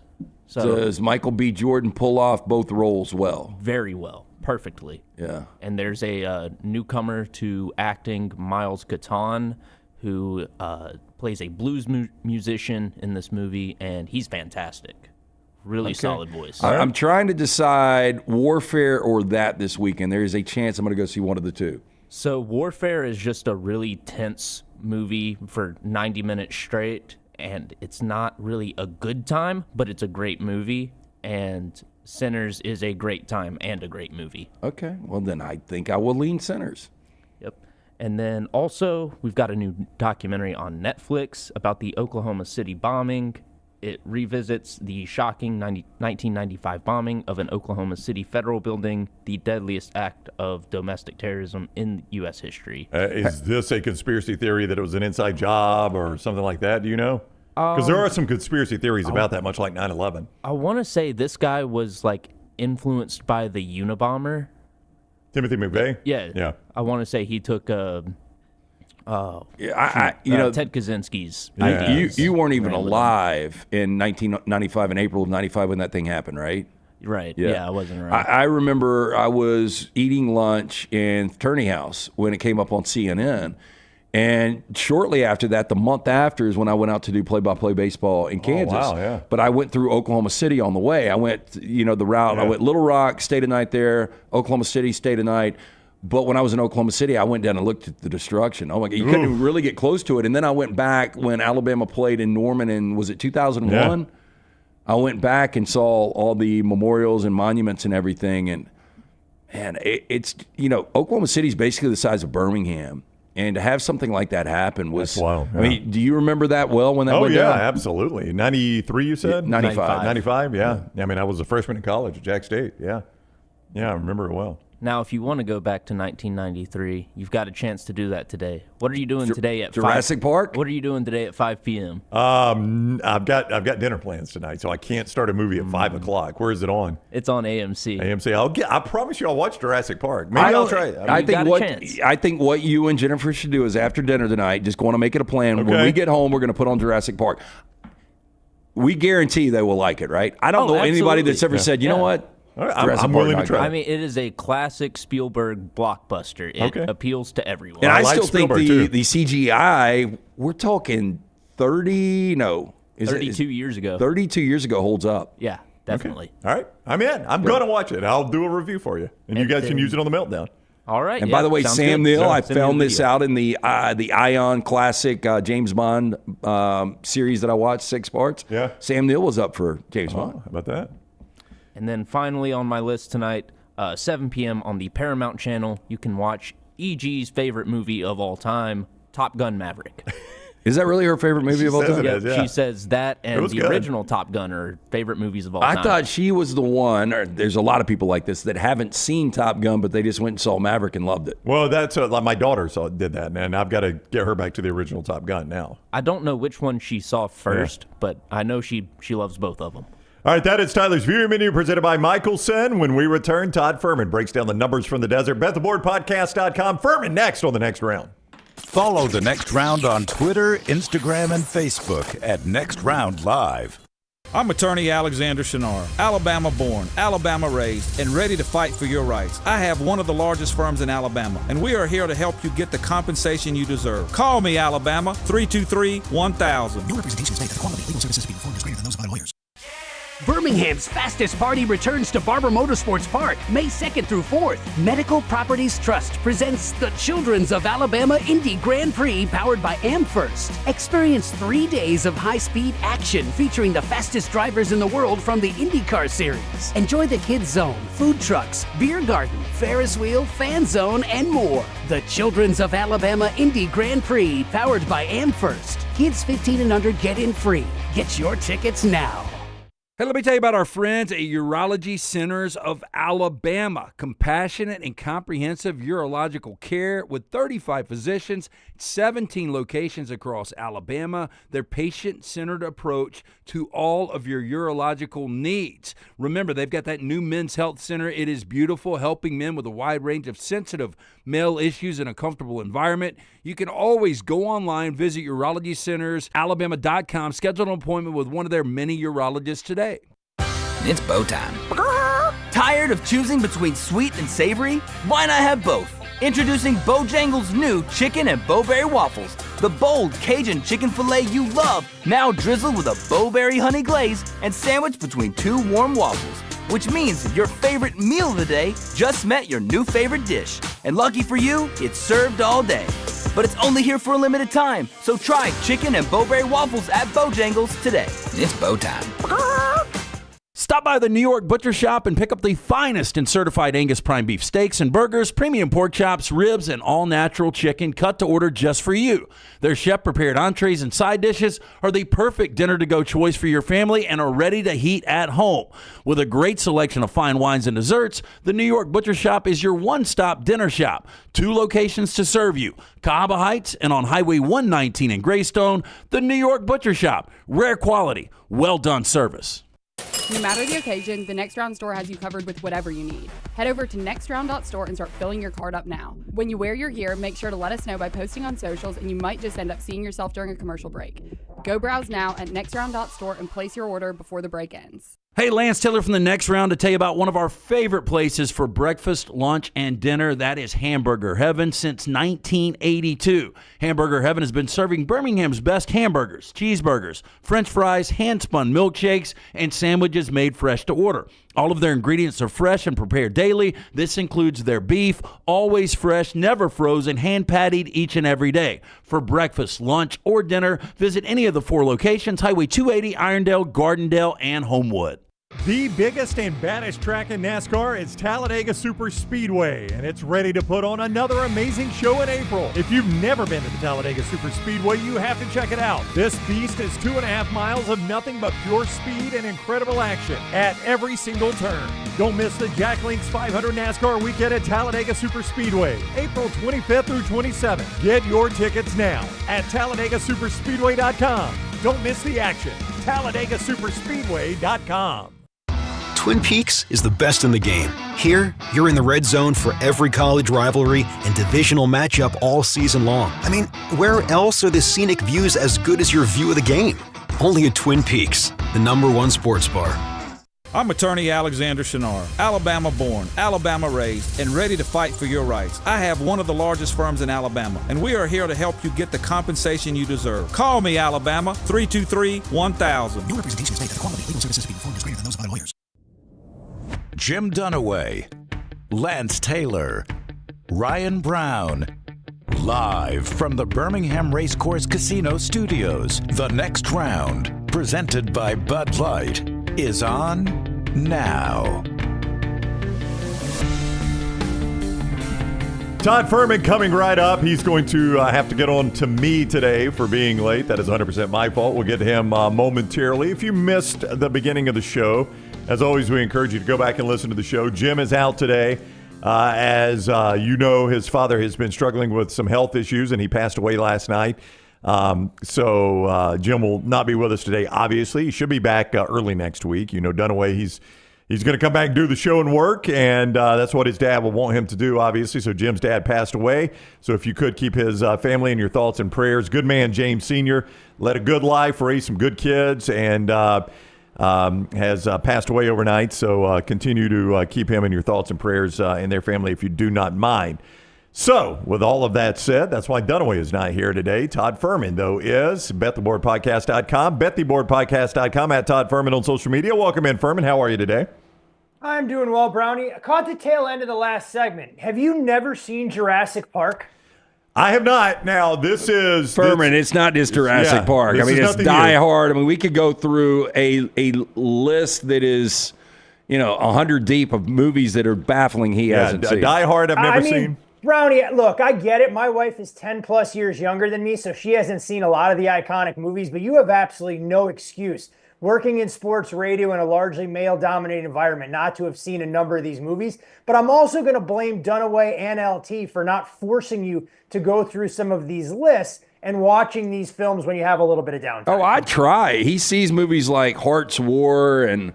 You said you've never even seen the Mr. Robinson movie. Mr. Robinson? Which one is that? The one with Tom Hanks. Didn't you see that? Oh, where he was Mr. Rogers? In the Neighborhood. Yeah, that's a good flick. Yeah, I like that one. Yeah, what's wrong with that? I'm just saying, like, if I'm sitting on the couch and you've got these iconic cinematic classics that you've never seen, like, why would you choose a movie about Mr. Rogers when you see a bunch of dinosaurs wreaking havoc? Yeah. Yeah, I mean, there's a lot of things, Brownie, and I know you're a jack of all trades, but I find this rather disappointing. Okay. I'm going to right this wrong. I did not realize... It's wild to me that this is the one where I crossed the line. Like, there were so many I've said I haven't seen, but this is the one where I crossed the line. It's more impressive that you haven't seen it. No, it really is. It's almost like you have to make a conscious effort to avoid these types of movies. It's like saying you've never seen Shawshank Redemption. Right, it's which like, I've seen millions of times, yeah. I know you have, yeah. But it's like, how did you avoid it? It's always on. I know. No, you're right about it. I don't disagree with that. Die Hard is hard. You almost have to try to avoid it, which I really haven't done, but... I will see both of them this summer. This summer is the summer of Jurassic Park. Okay, Fuhrman, perfect transition. Really good television. This weekend starts up with the Western Conference playoffs. I mean, when you look at the Eastern Conference series prices compared to the Western Conference, and I've said this, legitimately, I think there's 4 or 5 teams that could come out of the West and actually get to the NBA Finals. When you start to look at the East, the prices are pretty massive.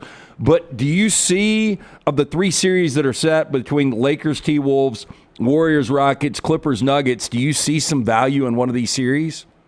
Wait, LT, you don't think it's compelling viewing when you have the Boston Celtics, a 1-80 favorite against the Orlando Magic, and it basically pays right around even money if you believe it's going to end in a gentleman's sweep? As far as the West is concerned, look, when we go through the Denver Nuggets and what their potential postseason outlook looks like, I was surprised to see odds makers open them as high as $1.60, $1.70 favorite. Now, if you're looking at the market on a Friday morning now, the market has since corrected itself, and it's the Clippers, a short favorite there. I'm not going to make a case for laying the worst of the number with LA, but I do think it's fascinating. The one series that I think a favorite is a little bit overpriced, and it's come down a touch.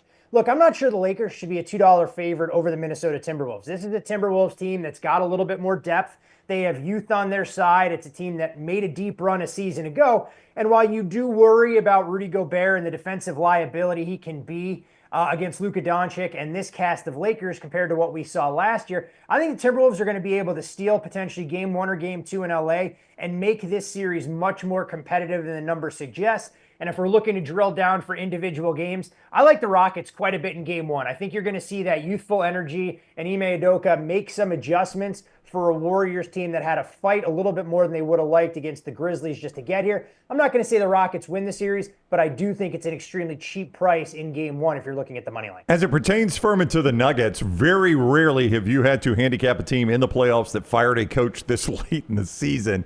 Have we seen enough of them without Mike Malone to know what they are, or is this something that Vegas is still trying to factor in now that it's in the postseason and an interim head coach has to do something he's never done? Such a wide range of outcomes, and I think that's part of the reason that I was surprised to see Denver open as a heavy favorite in this series. And while the market's corrected itself, you wonder if they've climbed too big a mountain, making the Clippers a favorite despite not having home court advantage. I don't ever want to discount a player the caliber of Nikola Jokic and what he can do to kind of take over games.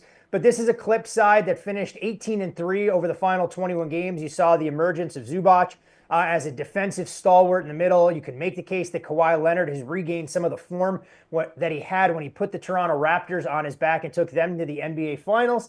And you look at James Harden, we know he can be the consummate X factor as a scorer and a facilitator, so I can understand some of the market movement, but I'm not ready to throw the baby out with the bathwater here with the Denver Nuggets. I think if you get a healthy Jamal Murray, they can be a formidable out. But to your point, Brownie, you do wonder about some of the X's and O's, and if this locker room can kind of heal itself, given how fractured it was and prompting the necessitating of parting ways with their head coach. Hey, back to the East, and obviously, betting these individual games, that's one thing. Betting the series prices, they're a little too outlandish. But the player prop market, how much has that grown with the casual bettor out there?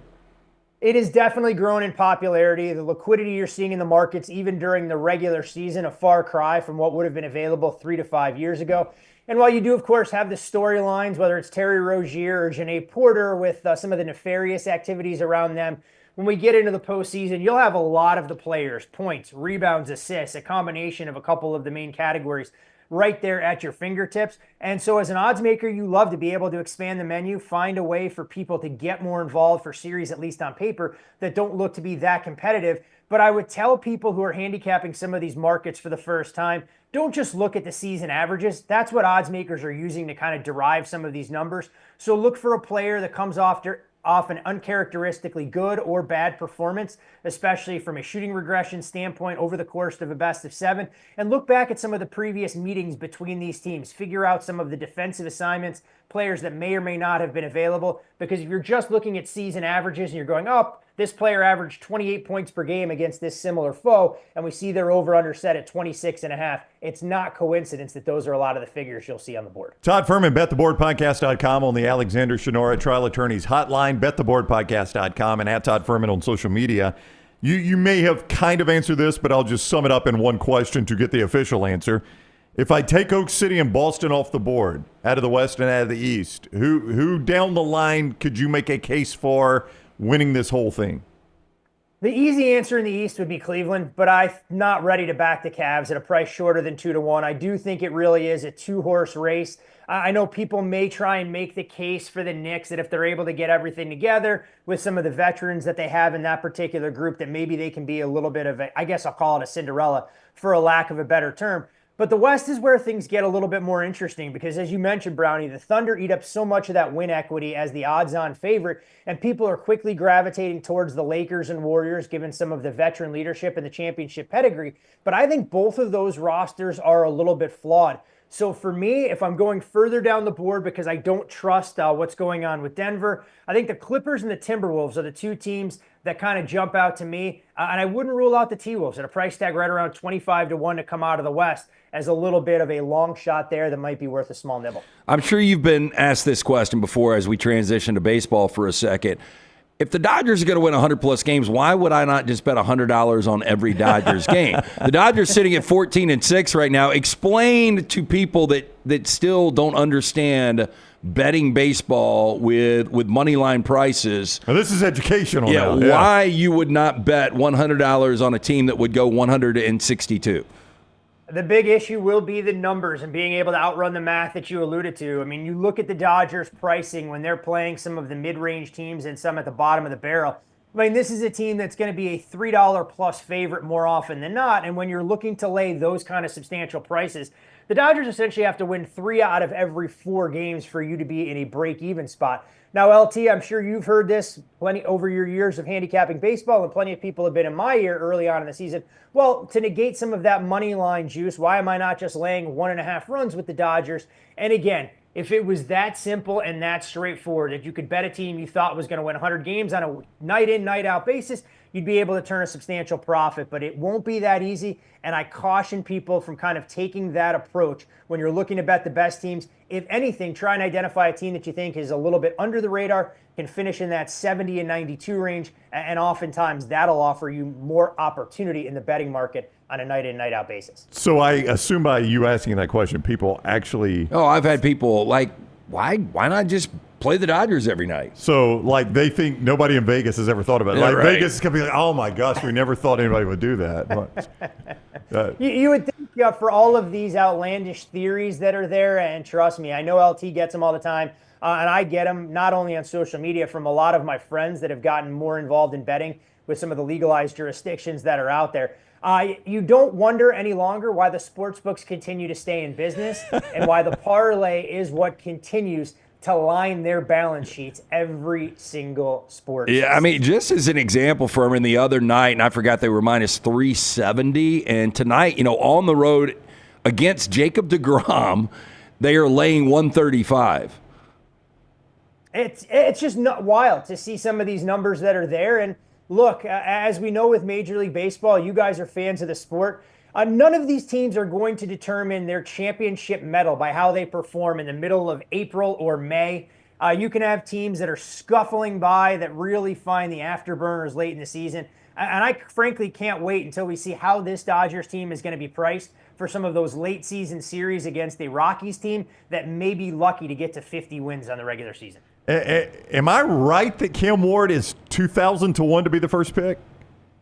Cam Ward is pretty much a formality, at least in my opinion, to come off the board. Anytime you're going to go on a social media platform on Twitch and you're going to say of your top 4 wide receivers in the league, you're going to rank Calvin Ridley number 1 and Treylon Burks is going to be number 4. It tells me that Cam Ward knows exactly who he's going to be throwing to start next season. So he has moved to that overwhelming favorite in terms of coming off the board number 1. What I think is fascinating, though, is some of the line movement that we've seen on not just the number 2 pick, but also the number 3, where Travis Hunter, an overwhelming favorite at 1-7 to come off the board number 2 to the Browns. And Abdul Carter has taken a substantial amount of money as well over the last 5 to 7 days, as you have to put up $5 to make $1 on him being the Giants' first-round pick with that 3 pick. But the third overall quarterback, as far as the odds go, is Jackson Dart. This has been just a tremendous rise through the odds for this guy since basically his season ended at Ole Miss. I never really heard him during the season, people talking about him as being the third quarterback going, and now, at least betting odds-wise, that's where he is. Not at all. And I'm always amazed when you have some of these quarterbacks that have a meteoric rise in the process. Bo Nix was kind of that guy last year. I think all of us believed with his veteran pedigree he was going to find a home somewhere in the league. But if you'd have told me when you watched late in the season at Oregon that Nix was going to come off the board in the top 15, I'd have been surprised. And I think a lot of people would feel the exact same way about Jackson Dart. If we go back and watch that Florida game where Ole Miss had everything to play for, I mean, this is a quarterback when he left Oxford that didn't look the part, in my opinion, of being a franchise quarterback in the NFL. But the measurables and what I guess you look at for a quarterback class that really lacks some of that star power and cachet, you can see why he's had a rapid ascent. But the other name that's getting thrown around, and I don't think he'll come off the board in the first round, but has seen a meteoric rise in his stock as well from some of the NFL Insider, is Tyler Shuck, the quarterback from Louisville who played at Texas Tech and dealt with a rash of injuries during his time. That surprised me some because he's a guy that I really liked when I watched him initially in college. But durability was a concern, decision-making.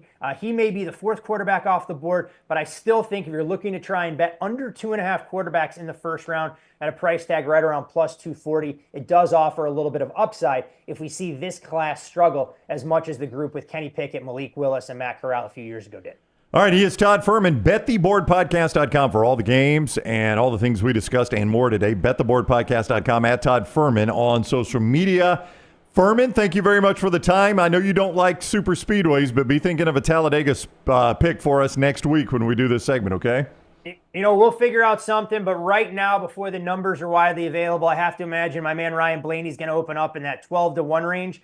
And given all the misfortune that Blaney has had on the 1.5 miles and some of the short tracks, he's a guy that I think may finally be able to grab his first checkered flag at 2024, but the odds are the great equalizer, so we will no doubt have a couple of plays based on the numbers, and we'll see where the odds makers made a mistake or two. We'll get you get those. Fuhrman's so good on NASCAR if you want to look at that as well. BetTheBoardPodcast.com. Thank you, Fuhrman. Have a great weekend.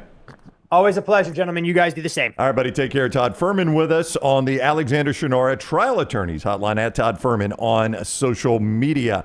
All he talked about right there, Lance'sLight.com is a perfect place to take it. Yeah, so we split last night, but again, we've been red hot in Major League Baseball. We've got 2 plays in the NBA tonight.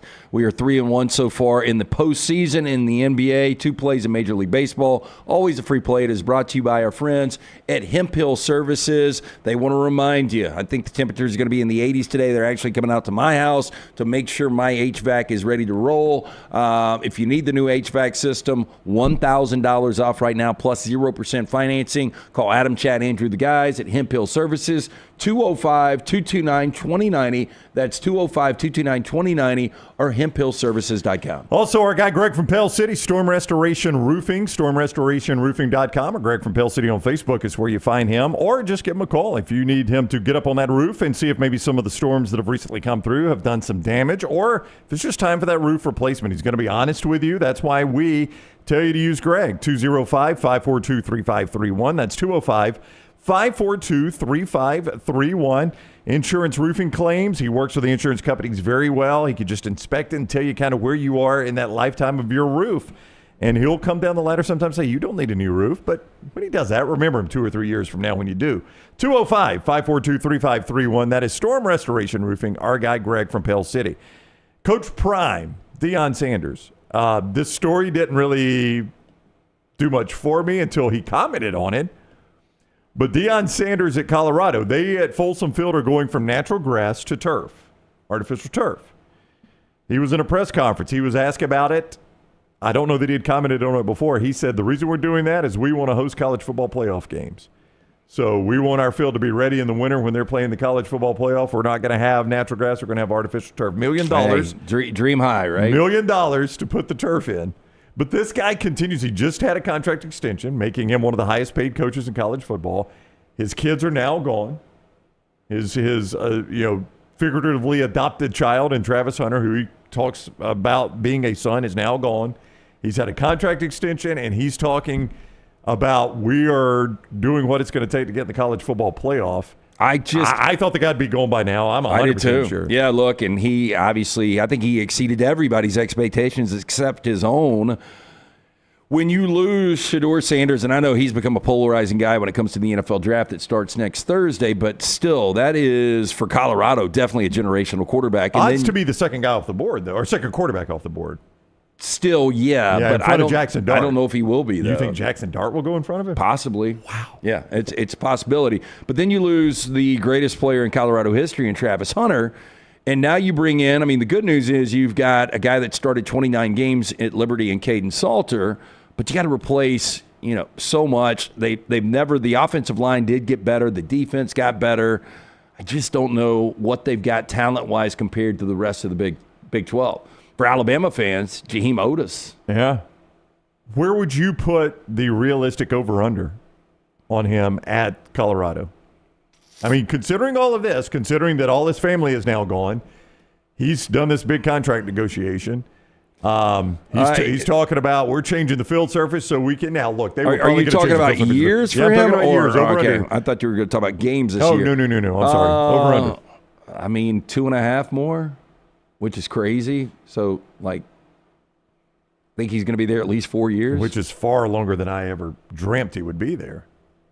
But I do think this year is important because they need to be really competitive. And, if they completely fell apart and were 2-10 and they get blown out in some spots, everybody's going to say, okay, he had a couple of special players. There's always going to be, because, again, Deion's a very polarizing guy. And we've doubted him at every turn, and he has made us look like the idiots. Well, they open up with Georgia Tech in Folsom. That's a tough game, isn't it? I think with Haynes King, I like Georgia Tech early lean there.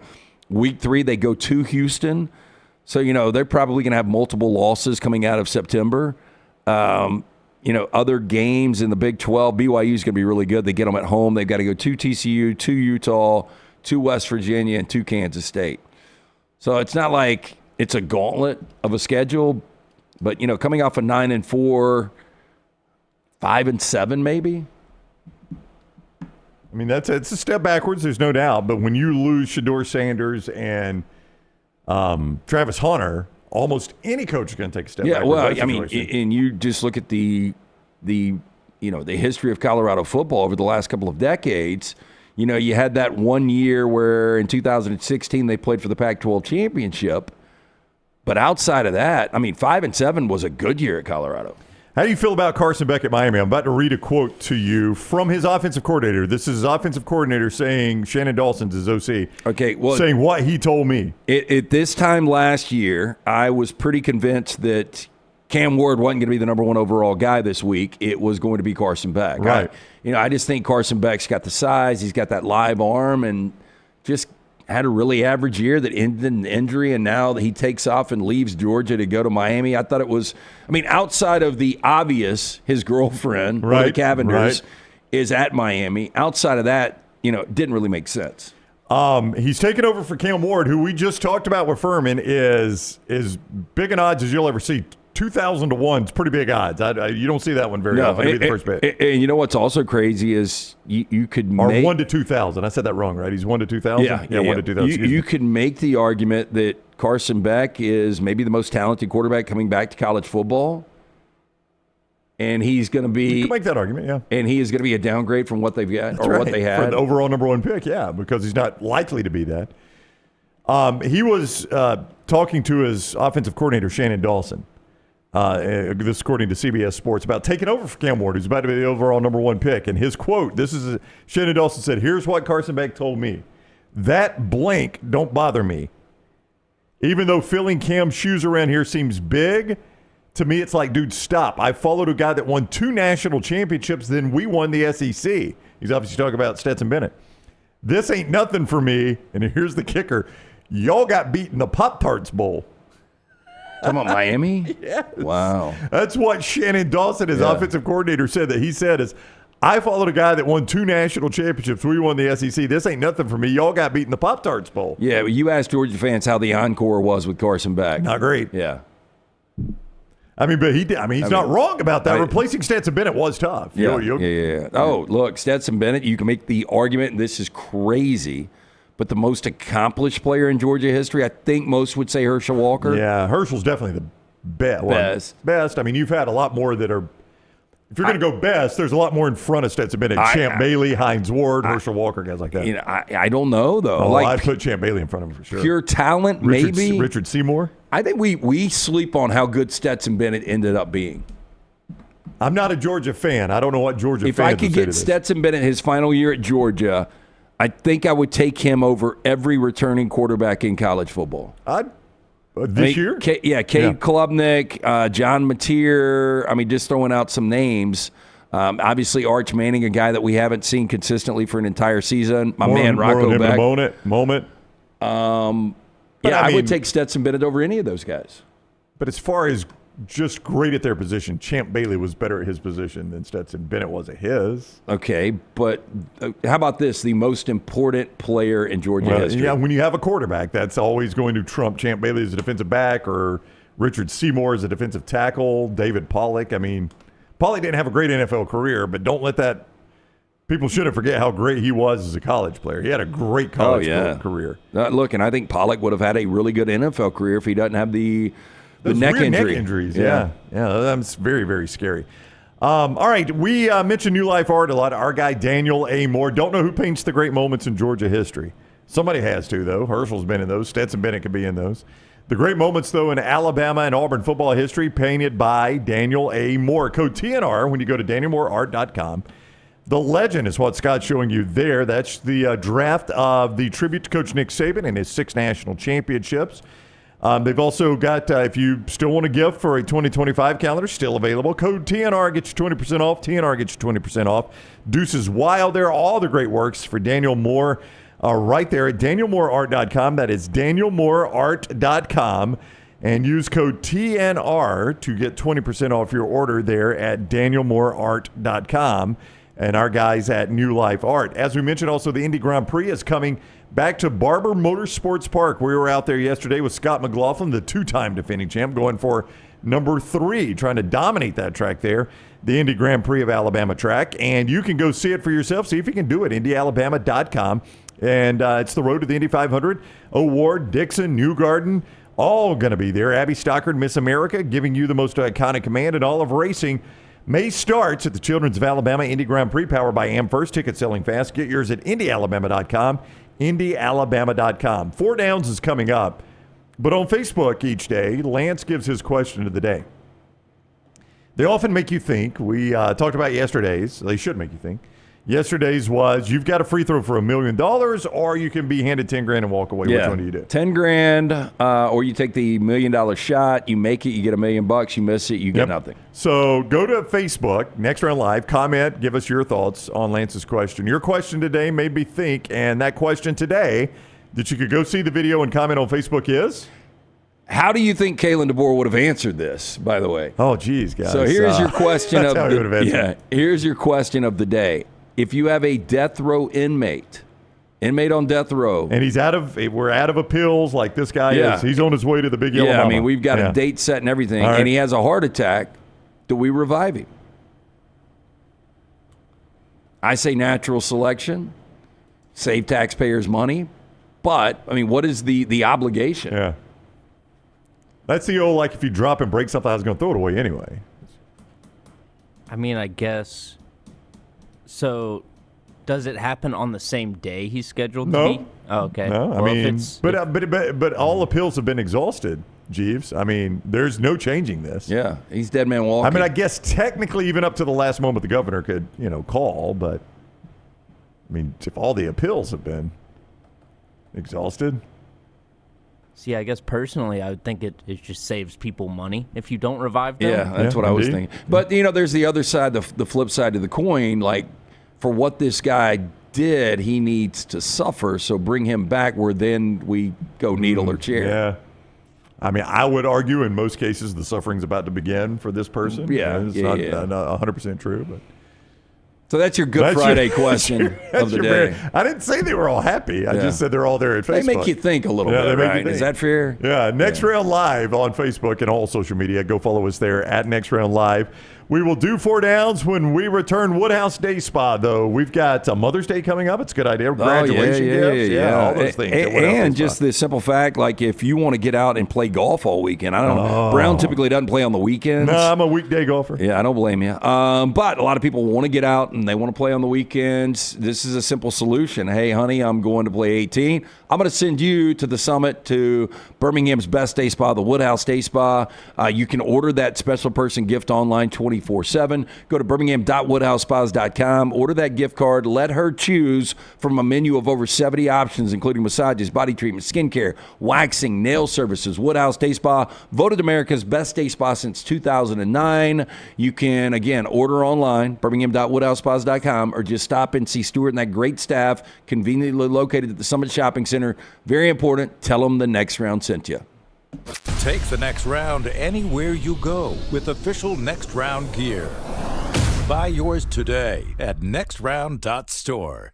I'm attorney Alexander Shunnarah, Alabama born, Alabama raised, and ready to fight for your rights. I have one of the largest firms in Alabama, and we are here to help you get the compensation you deserve. Call me, Alabama, 323-1000. No representation is made that the quality of legal services to be performed is greater than those of other lawyers. The road to the Indy 500 runs through Birmingham, May 2nd through the 4th. The fastest IndyCar drivers in the world, O'Ward, Dixon, and Newgarden will put their skills to the test with one goal in mind: victory. Witness Miss America Abby Stockard give the most iconic command in all of racing as the Grand Marshal. May starts here. the Children's of Alabama Indy Grand Prix, powered by AmFirst. Tickets are selling fast. Get yours today. Hey, there's nothing worse than waking up to a plumbing problem. Don't get caught in a flooded house. Call the guys at Hemp Hill Services. Adam, Chad, and the team at Hemp Hill are the only ones I trust to fix it and fix it right the first time. Hemp Hill Services does it right and always at a fair price. For all of your plumbing, cooling, and heating needs, trust the name that Birmingham has trusted since 1954.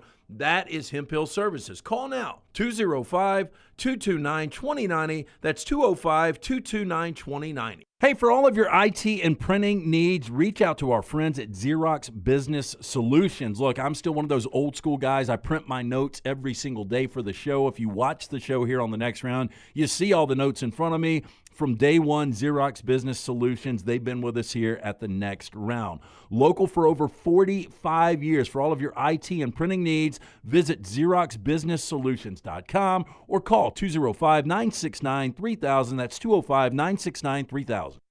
Twin Peaks is the best in the game. Here, you're in the red zone for every college rivalry and divisional matchup all season long. I mean, where else are the scenic views as good as your view of the game? Only at Twin Peaks, the #1 sports bar.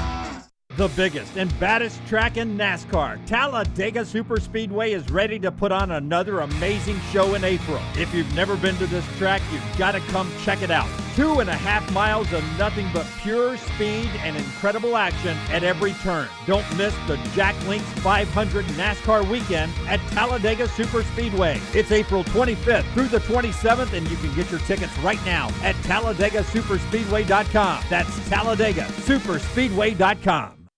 It's bow time. Tired of choosing between sweet and savory? Why not have both? Introducing Bojangles' new chicken and bowberry waffles. The bold Cajun chicken filet you love, now drizzled with a bowberry honey glaze and sandwiched between two warm waffles. Which means your favorite meal of the day just met your new favorite dish. And lucky for you, it's served all day. But it's only here for a limited time, so try chicken and bowberry waffles at Bojangles today. It's bow time. Remember the name Way to Wellness if you're battling weight loss in your life. I'm Jim Dunaway from the next round. There was a time I was over 216 pounds until Way to Wellness helped me lose 45 pounds, and now for over 2 years, they've helped me keep that weight off. Here's their website, aplanforme.com, aplanforme.com. That's a great name for a website because there's no cookie-cutter plan. Everything is designed specifically for you. No contract, no sign-up fees, and your first consultation is free at Way to Wellness. I'm attorney Alexander Shunnarah, Alabama born, Alabama raised, and ready to fight for your rights. I have one of the largest firms in Alabama, and we are here to help you get the compensation you deserve. Call me, Alabama, 323-1000. Your representation states that the quality of legal services being performed is greater than those of other lawyers.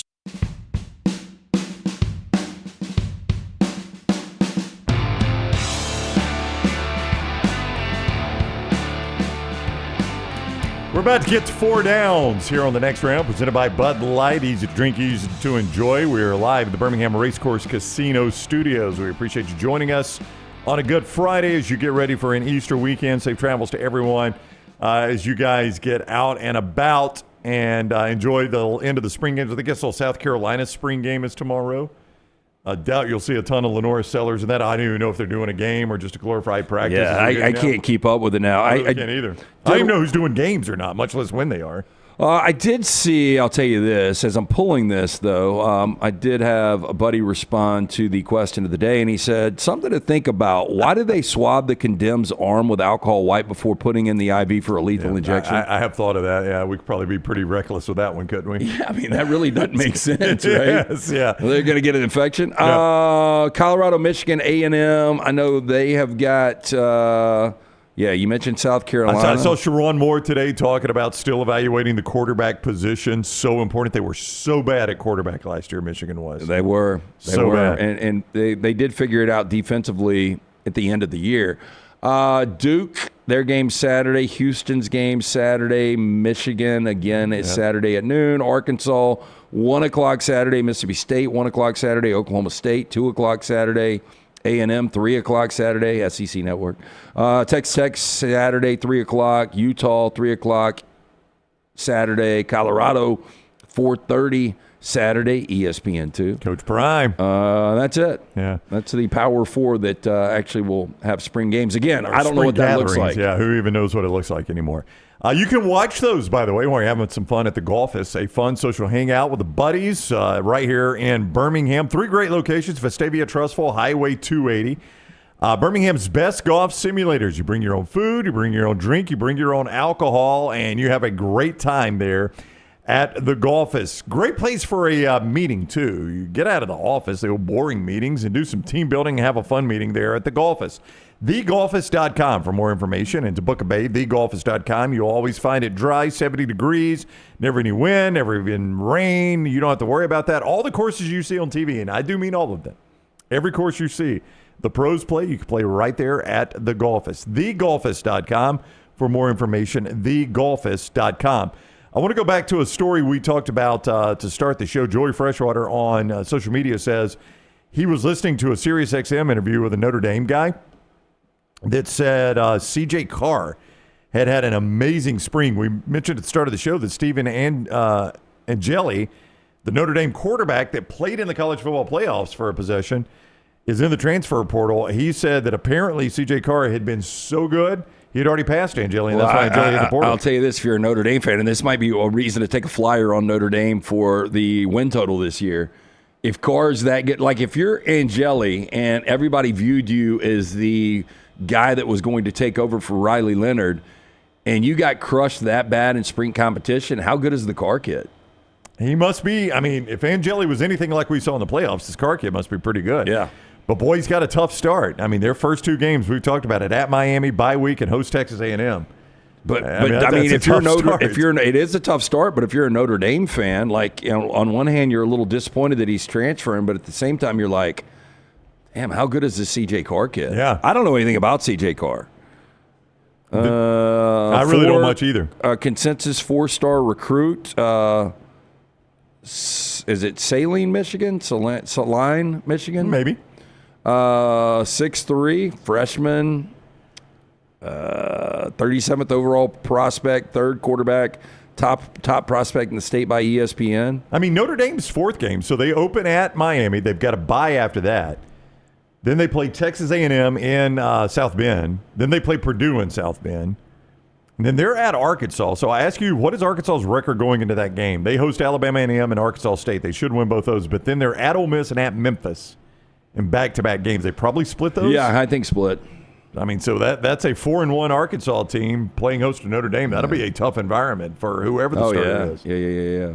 I mean, and Taylor Green, I mean, I would say the better quarterback, at least right now in that game, will be for the Hogs. Yeah. I mean, so that's – we talked some about Notre Dame's schedule this year in terms of what it would have been like last year, but that if you don't get the quarterback play you think you're going to get in this move at Miami, Texas A&M, Purdue, and at Arkansas, a 1-3 start isn't insane. That's not where I think they'll start, but a 1-3 is not off the table with that 4-game start. No, I would agree. Yeah, and then you're hosting Boise right after that.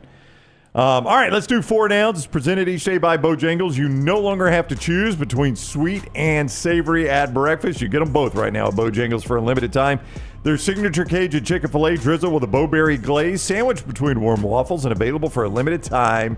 It's Bo time. First down.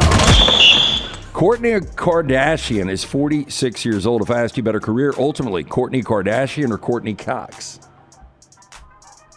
All right, you've always, outside of Kim, I need help with the Kardashians. So I saw something this that is the one married to Travis Barker. Yeah, Okay. and she was the one that the Scott Disick guy or whatever everybody hated. I think she had like a kid with him. Maybe she was married to him. I don't know.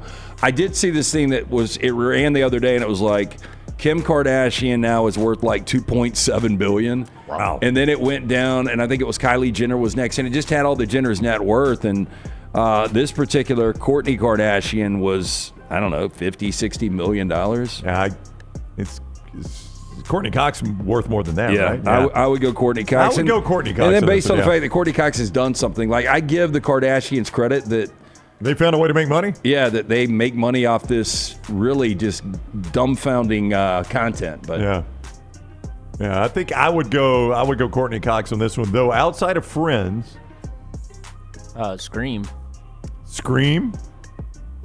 Keep going.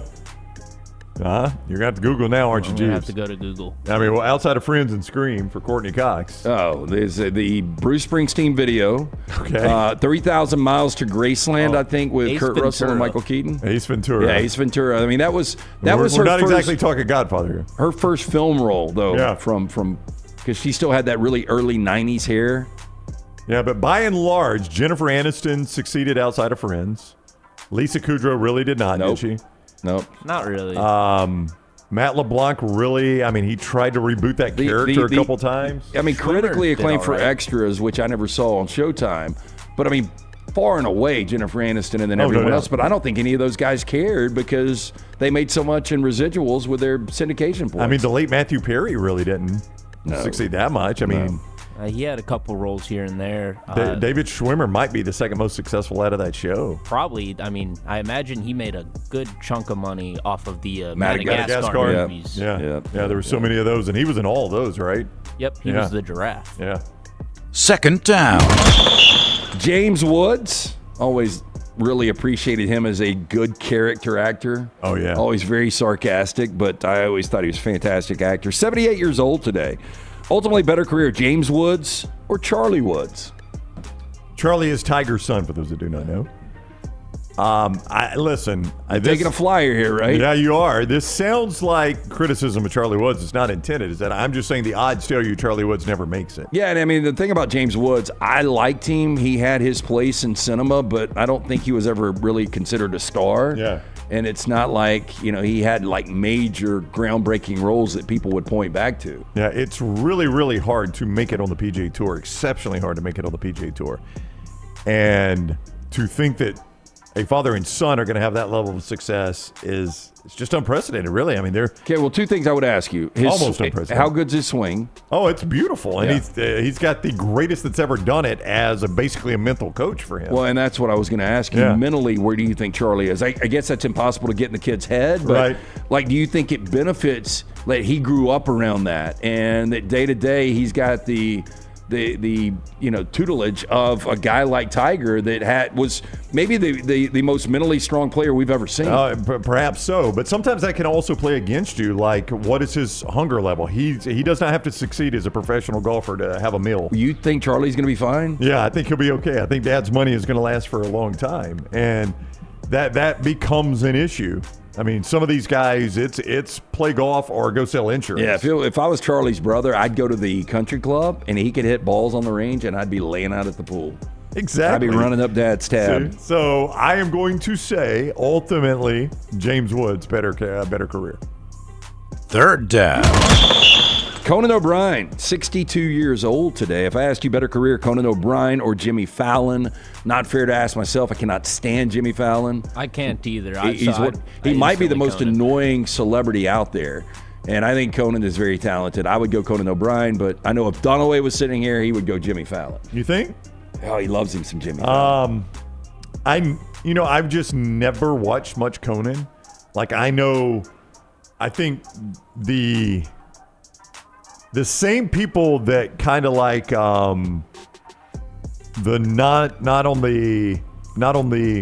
off the beaten path musicians, right?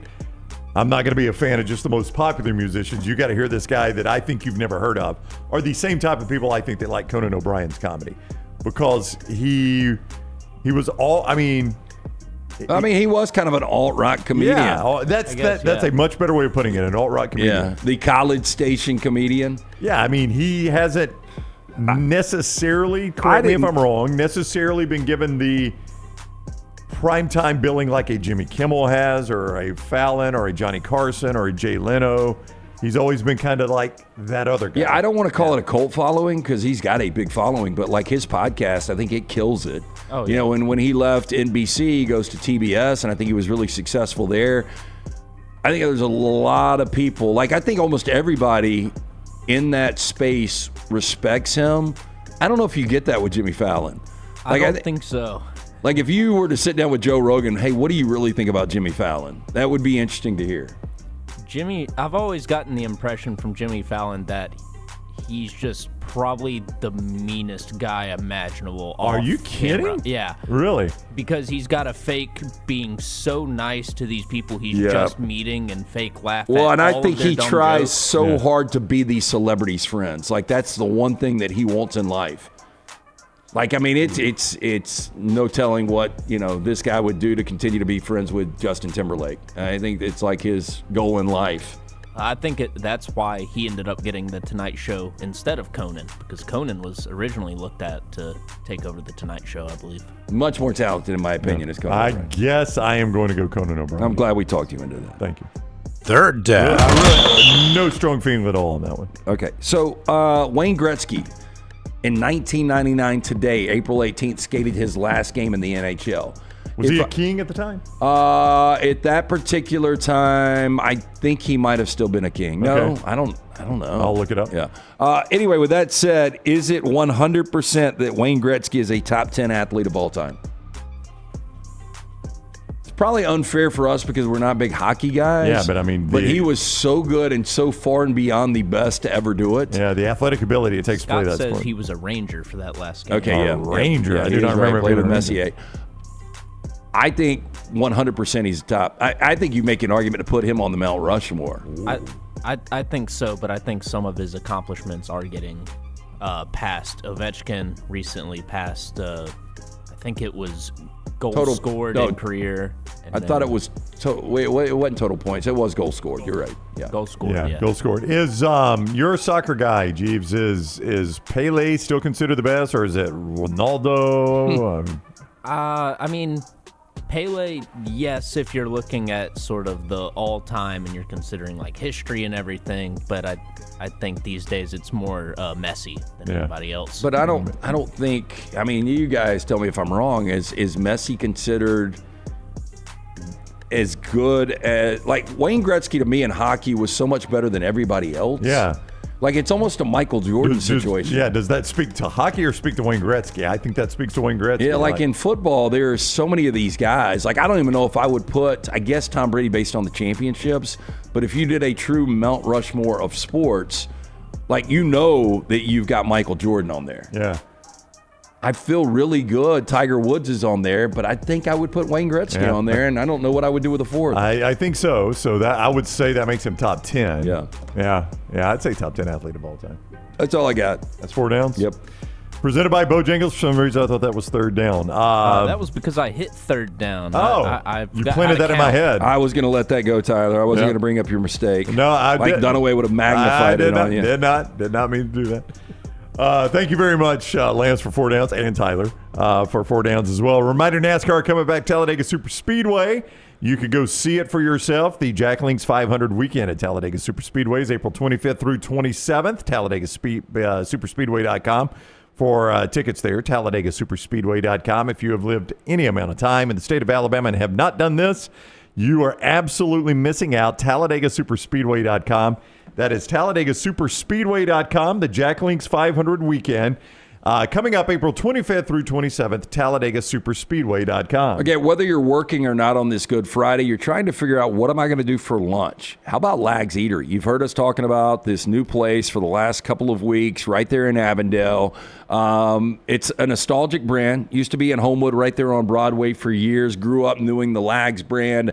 Now, both Eric and Justin, former Lags employees, they have recreated it. It's in Avondale. It's between Cahaba and Avondale Brewing. It's a stone's throw from Mom's Basement. And here's the great thing. Whether it's breakfast, lunch, dinner, or late night tonight, 2 a.m. they are open until. You can grab one of those deluxe burgers. We absolutely love it. Get the tots extra crispy. They've got cold beer. If you're a Braves fan, happy hour every time the Braves play on that back patio. But get in for lunch, dinner, Sunday brunch. It's all going on right there over in Avondale at Lag's Eatery. Cut 9, if you will, please. Tyler, the Lane Kiffin that we sometimes get, most of the time, we view Lane Kiffin as kind of sarcastic, flippant, looking for a laugh. But occasionally, Lane stops and he gives you something, and you're like, that was pretty well thought out by Lane Kiffin. Yeah, I think Lane really could be considered one of the better coaches in college football if you didn't have all of the other antics that go with it. If I ask you, Lane is about to answer a question about Nico. What do you think Lane Kiffin would say about Nico?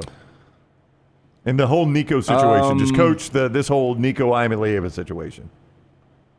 I mean, because he's hard to predict, isn't he? Like, because, here's the thing. Like, he tries to be candid. That's right. But you got to be so careful because you're going to be dealing with one of these situations sooner than later. Yeah. And so it is an interesting tightrope to walk. And it's like, and I was going to ask Kalen DeBoer something about NIL, but, like, I don't know if you really get a transparent answer because these guys have to be so careful. They're going to be so protective. So I do think he's probably going to go straight off the cuff. He's not going to think about his answer.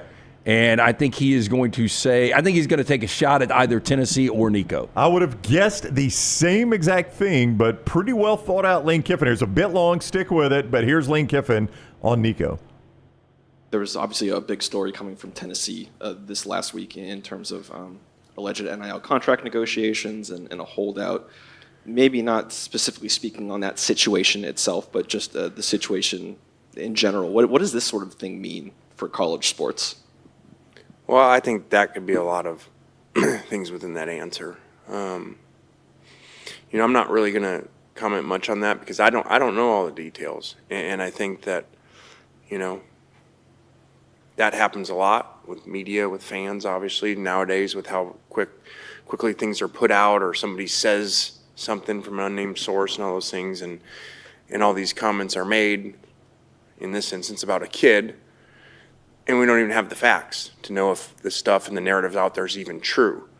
So I don't think it's really fair to take shots at him when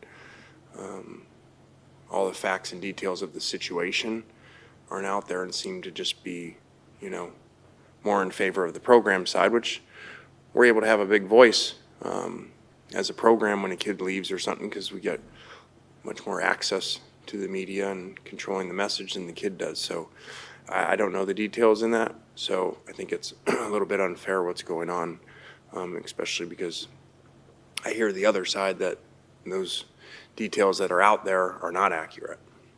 Wow. I'm glad you unearthed that because I think that is a tremendous answer because he's right. I mean, the schools do control the narrative. That's right. And, it's bad, and everybody was like, hey, man, it is about the power T, and Josh Heupel saying the right things, and he did the right thing. We really don't know about Nico. And, we've talked about this. Nico is going to be public enemy number one more than likely, depending on where he plays. Plays at UCLA, we're going to completely forget about it. He is the face of what everybody hates about NIL. Whether real or not for Nico, he is the face of what everybody hates about it. Yeah. And for Lane to come out and say that, I think very it is measured and something, mature, wasn't it? Yeah, and I think it gives you something to really, really think about. Like, I really want to know. And again, even if Nico's at fault, if you're the dad, you've got to fall on the sword, right? Or the agent or whoever, yeah. Somebody other than him. The reports are now it was just kind of the dad, just kind of flying blind on this thing, which is such a disservice to your kid. Yeah. I don't disagree with you. I thought that was a Scott. Oh, Scott showed it to me this morning. I thought, good job, Scott. I thought, man, that is actually a really good answer by Lane Kiffin on that. I will say this, not in the moment. I really believe that is the best. And he didn't have time to think that out. This shows you that Lane Kiffin can be serious and make sense sometimes. Honestly, the answer sounded a lot like Nick Saban. Oh, it did. It sounded a lot like what Nick Saban would have said about it. Still got the mannerisms and stuff. That's It's right. almost like he channeled his best Saban to answer that. I know. In an incredible way. Yeah. I mean, Saban probably would have taken it one step further with, what we got to fix in college football. But really, you're the ones that stir this up. We have to, as a university, come out, and you feel sorry for the kid, and you feel sorry for us, puts us in a bad spot because now this team's without their quarterback, and you guys are stirring this thing up. Yeah.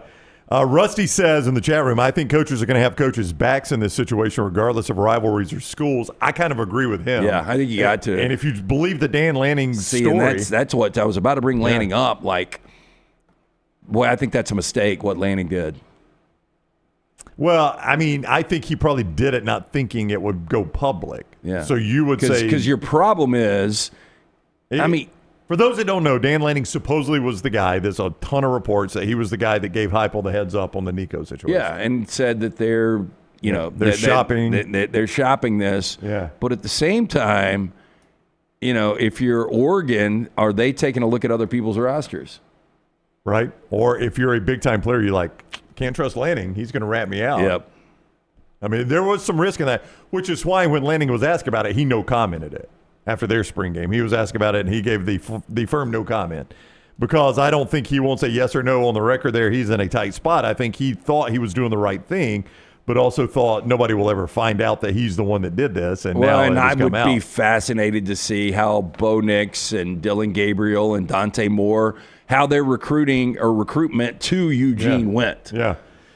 We still got a lot more to get to. Aaron Rodgers, couple college football changes, and some Texas as well as Arch Manning and Steve Sarkisian talking about the Texas offense. A reminder, UCA Urology Centers of Alabama, men and women, but definitely men. You got to stay on top of that urological help. Urology Centers of Alabama helps you do that. UrologyCentersAlabama.com or make an appointment now, 930-0920, from kidney stones to vasectomies across the board. Your urological health is so important. 930-0920, UrologyCentersAlabama.com, UrologyCentersAlabama.com. One more hour to go. We get you to the weekend on the next round. Call the next round now at 205-734-0923.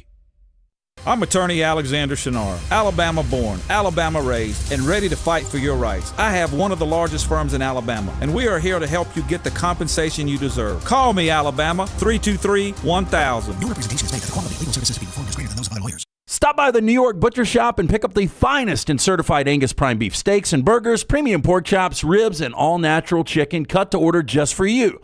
Their chef-prepared entrees and side dishes are the perfect dinner-to-go choice for your family and are ready to heat at home. With a great selection of fine wines and desserts, the New York Butcher Shop is your one-stop dinner shop. 2 locations to serve you, Cahaba Heights and on Highway 119 in Greystone. The New York Butcher Shop. Rare quality, well-done service. This hour of The Next Round is presented by the Birmingham Racecourse Casino, now featuring 7 days of giveaways with your chance to win a share of up to $125,000. The more you visit the Birmingham Racecourse Casino, the more chances you have to win. The biggest and baddest track in NASCAR is Talladega Super Speedway, and it's ready to put on another amazing show in April. If you've never been to the Talladega Super Speedway, you have to check it out. This beast is 2.5 miles of nothing but pure speed and incredible action at every single turn. Don't miss the Jack Links 500 NASCAR weekend at Talladega Super Speedway, April 25th through 27th. Get your tickets now at TalladegaSuperspeedway.com. Don't miss the action. TalladegaSuperspeedway.com. Hey, let me tell you about our friends at Urology Centers of Alabama. Compassionate and comprehensive urological care with 35 physicians, 17 locations across Alabama. Their patient-centered approach to all of your urological needs. Remember, they've got that new men's health center. It is beautiful, helping men with a wide range of sensitive male issues in a comfortable environment. You can always go online, visit UrologyCentersAlabama.com, schedule an appointment with one of their many urologists today.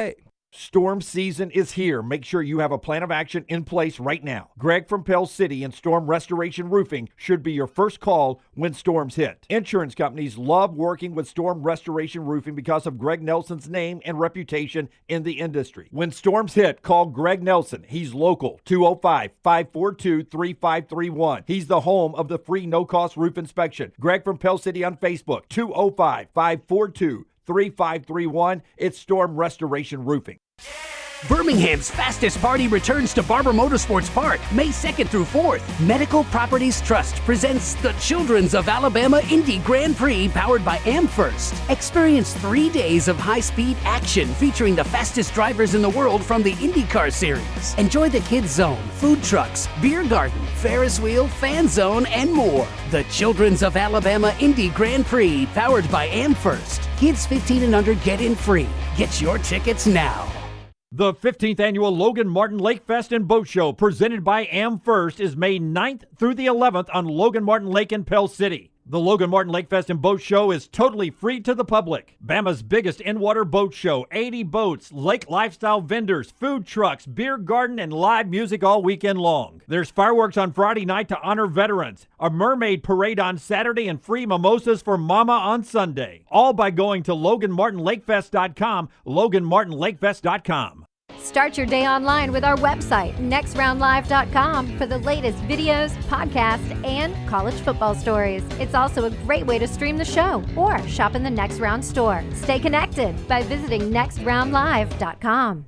I'm attorney Alexander Shunnarah, Alabama born, Alabama raised, and ready to fight for your rights. I have one of the largest firms in Alabama, and we are here to help you get the compensation you deserve. Call me, Alabama, 323-1000. No representation is made that the quality of legal services to be performed is greater than those of other lawyers.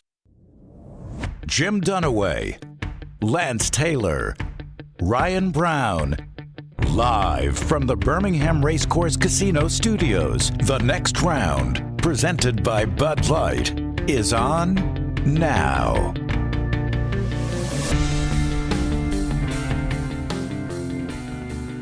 All right, we start the final live hour of the show, but don't forget, everything we do is on demand, wherever you get us on demand. You guys ask us a lot. How can we help you be successful? We love the show. We want to help you guys be successful. Being here is key. We appreciate that. But one other thing you could do, wherever you catch us, Apple, Spotify, iHeart, and Google Podcasts. On podcast, it helps us tremendously when you like, follow, subscribe, and turn on automatic downloads. Do those things for us. We greatly appreciate it. Like, follow, subscribe, turn on automatic downloads on our podcast. That helps us a ton. Get those podcasts downloaded, even if you don't get to it every day. Just get it downloaded automatically. The downloads help us a ton. We greatly appreciate that. And always give us a thumbs up if you're watching us on YouTube. That helps a lot too. So thank you for helping us on all those things. You notice Dunaway's out today. If you miss the first of each hour, Dunaway's father passed away last night, so please keep him in your thoughts and prayers, and his entire family as well. So James Sr., lived a great life, raised a good family, and part of that family is with us every day. So he will be missed. He's a good man. Yeah, always was jarring stuff up, wanting to bring it to us. Yeah. And Jim was trying to be the gatekeeper when it came to that. Hey, make sure you tell my old man that you really liked his jam preservatives. I ate them. They were good, man. James Sr., was he 77? Did you know the age? I think that's right. It's somewhere in that neighborhood. Yeah. Good life lived. Man loved him some Alabama football and Dale Earnhardt Sr. Anybody in the chat respond to the question of the day? Yes. I'm going to have to dig way back because we also got on 4 downs, which they responded to. Which 4 down question was the most controversial? People just answer along. I don't know that there was one that was particularly controversial. Well, the Wayne Gretzky probably. There were a lot of people talking about Wayne Gretzky. Wait, saying he doesn't belong in the top 10? No. Just like who else you would have there. A lot of Conan. Dave says Conan did to the Tonight Show, but it sucked. Conan had the Tonight Show briefly. Daniel says a lot of people reminded us of that. I tell you, man, I just do not watch those late night shows. I don't either. I don't either. I think it's a bad format. Yeah. Do you really? You don't like it? I don't like it at all. The only time I ever watched it was if you knew one of your favorite actors or athletes was going to be on, because they did promote it pretty good. So I would, because you didn't get a lot of access to those people back in the day. Now I feel like all of them have their own podcasts. So if I want to hear, Tyler? Who doesn't have their own podcast? If I want to hear a specific celebrity or artist talk about something. Well, that was back when I'll never forget where I was. I was living in a house behind the corner store in Tuscaloosa. Forgot 7th, 8th Avenue, and so this is March or April of '93 is when he debuted, and I remember him coming out and he was walking down the street. It was his first night he was taking over for Letterman, and I didn't know who he was. I was like, I don't know anything about Conan O'Brien. And my point is, today, if some newcomer was taking over, their entire biography. Yep, absolutely. I grew up on Johnny Carson, who was, I thought, the best to ever do that genre. I mean, he kind of invented that genre or perfected it if he didn't invent it. And I would go Larry Sanders, but it wasn't real. Yeah, that's true. Gary Shandling did a great job with that show. You would like that show, Juice. I then was more of a Letterman guy than a Leno guy. I know Scott worked for Letterman, so he may have different thoughts there, Scott, but I was more of a Letterman guy than, well, no, he doesn't. I see you in the chat. For those that have never heard this part of the show, Forrester, how long were you an intern on the Letterman show? I was there for about 6 months. 6 months. Who was the most famous person that came through there while you were there? I met Tom Hanks. That's yeah, it's a big name. Nice guy? Pretty big time. Yeah, I mean. No, some hesitation. Did you hear the hesitation? It was brief. Yeah. Very brief. And that's what sucks for some of these celebrities is you have one bad encounter with somebody. I'm not calling it a bad encounter. He was all right. So did you meet Magic Johnson, Steven Spielberg? No. I met Jack White, White Stripes. Good-looking guy in person like he is on camera. Yep. And again, I saw a whole lot of Courtney Love. Yeah. Oh, yeah, that's right. Scott was there for the infamous Courtney Love situation there. Now, honestly, Scott, is she as beat up in real life? Yes. I didn't even finish the answer. I mean, she was born with bruises, right? Yes. Like, literally could strike a match right off her forearm, and she's bruised up. She's the overripe banana at the market. The overripe banana. And she's got some miles. Yes. This hour presented by our friends at Champions World Famous Fried Chicken. That is our guy, Sterling. The door has slung open. They are ready to serve you some lunch. Slung. They slung that Such door a good open. Very Southern. Champions World Famous Fried Chicken, championchicken.com, Highway 119. Go enjoy those Mississippi Delta recipe tamales. Had some this past weekend. They were phenomenal as always. The great sides, the great desserts, the po' boys right there at Champions Chicken. Champions World Famous Fried Chicken. Tell Sterling, Megan, the entire crew there that we said hello. Pat McAfee yesterday had a return visit from Aaron Rodgers. Aaron Rodgers tells Pat McAfee a lot of things in a 45-minute interview, I believe it was. Among those, he's not ruled out anything. He might play, he might retire. If you're looking at the calendar, it's April 18th. Teams are about to draft quarterback. I think this time next week, they'd like to know if they're considering Aaron Rodgers, if he's going to play. It might affect their draft strategy, obviously. Aaron has never worried about stuff like that, though. Well, this is what I read into it. Like, how much interest are there really from other teams out there? Well, he says he's talked to Pittsburgh, which we're aware of, the Giants and the Vikings. I think Pittsburgh is trying to figure this out. They've got two quarterbacks on their roster right now, and one is Mason Rudolph, who we've seen before. Skylar Thompson is the other that you've seen before with your Miami Dolphins. If you're starting him. Neither option is good. You wonder if Pittsburgh's going to draft their future quarterback, but even if they do, like, to me, it is worth bringing in Aaron Rodgers for 1 year in that situation. There's not a lot of teams that have, the situation to bring him in for a year.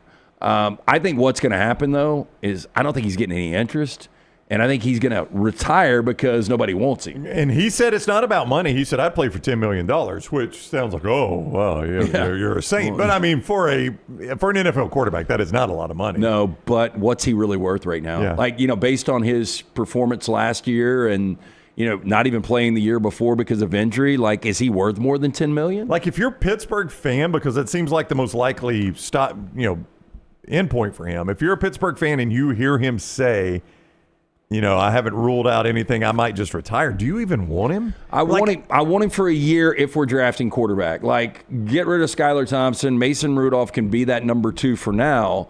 But I want to draft my quarterback in the future if there's that guy out there.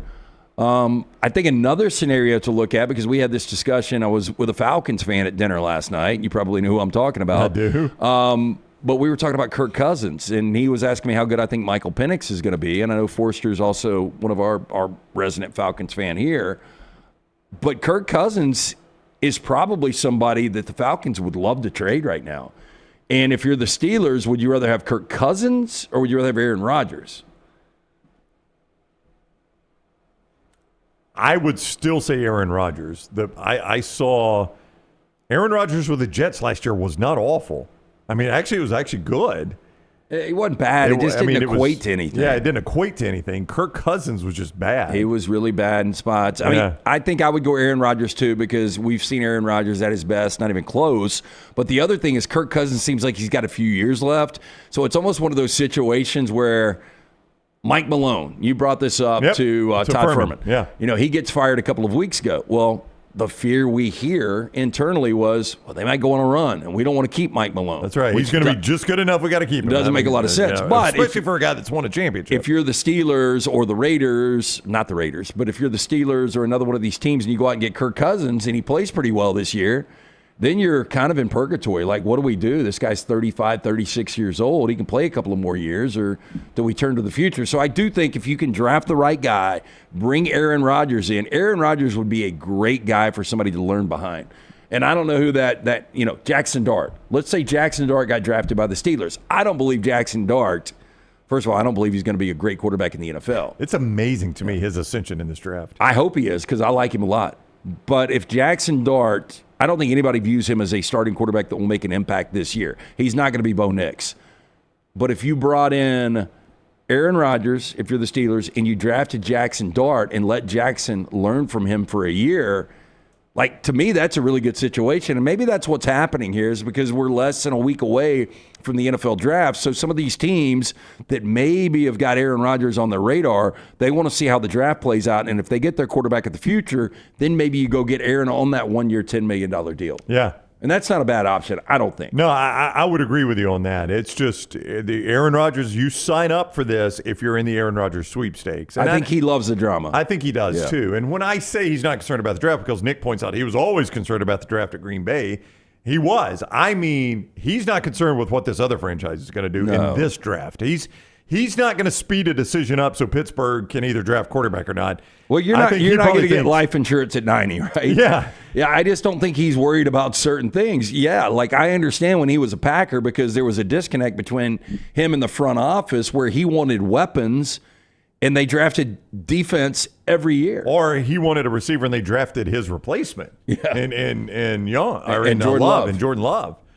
And, I mean, that was where I think he really had the disconnect with the Packers. He's like, man, I could have used another receiver, and you're drafting my replacement. Now, in hindsight, the Packers made the right call right there. They've got a really good quarterback. Yes.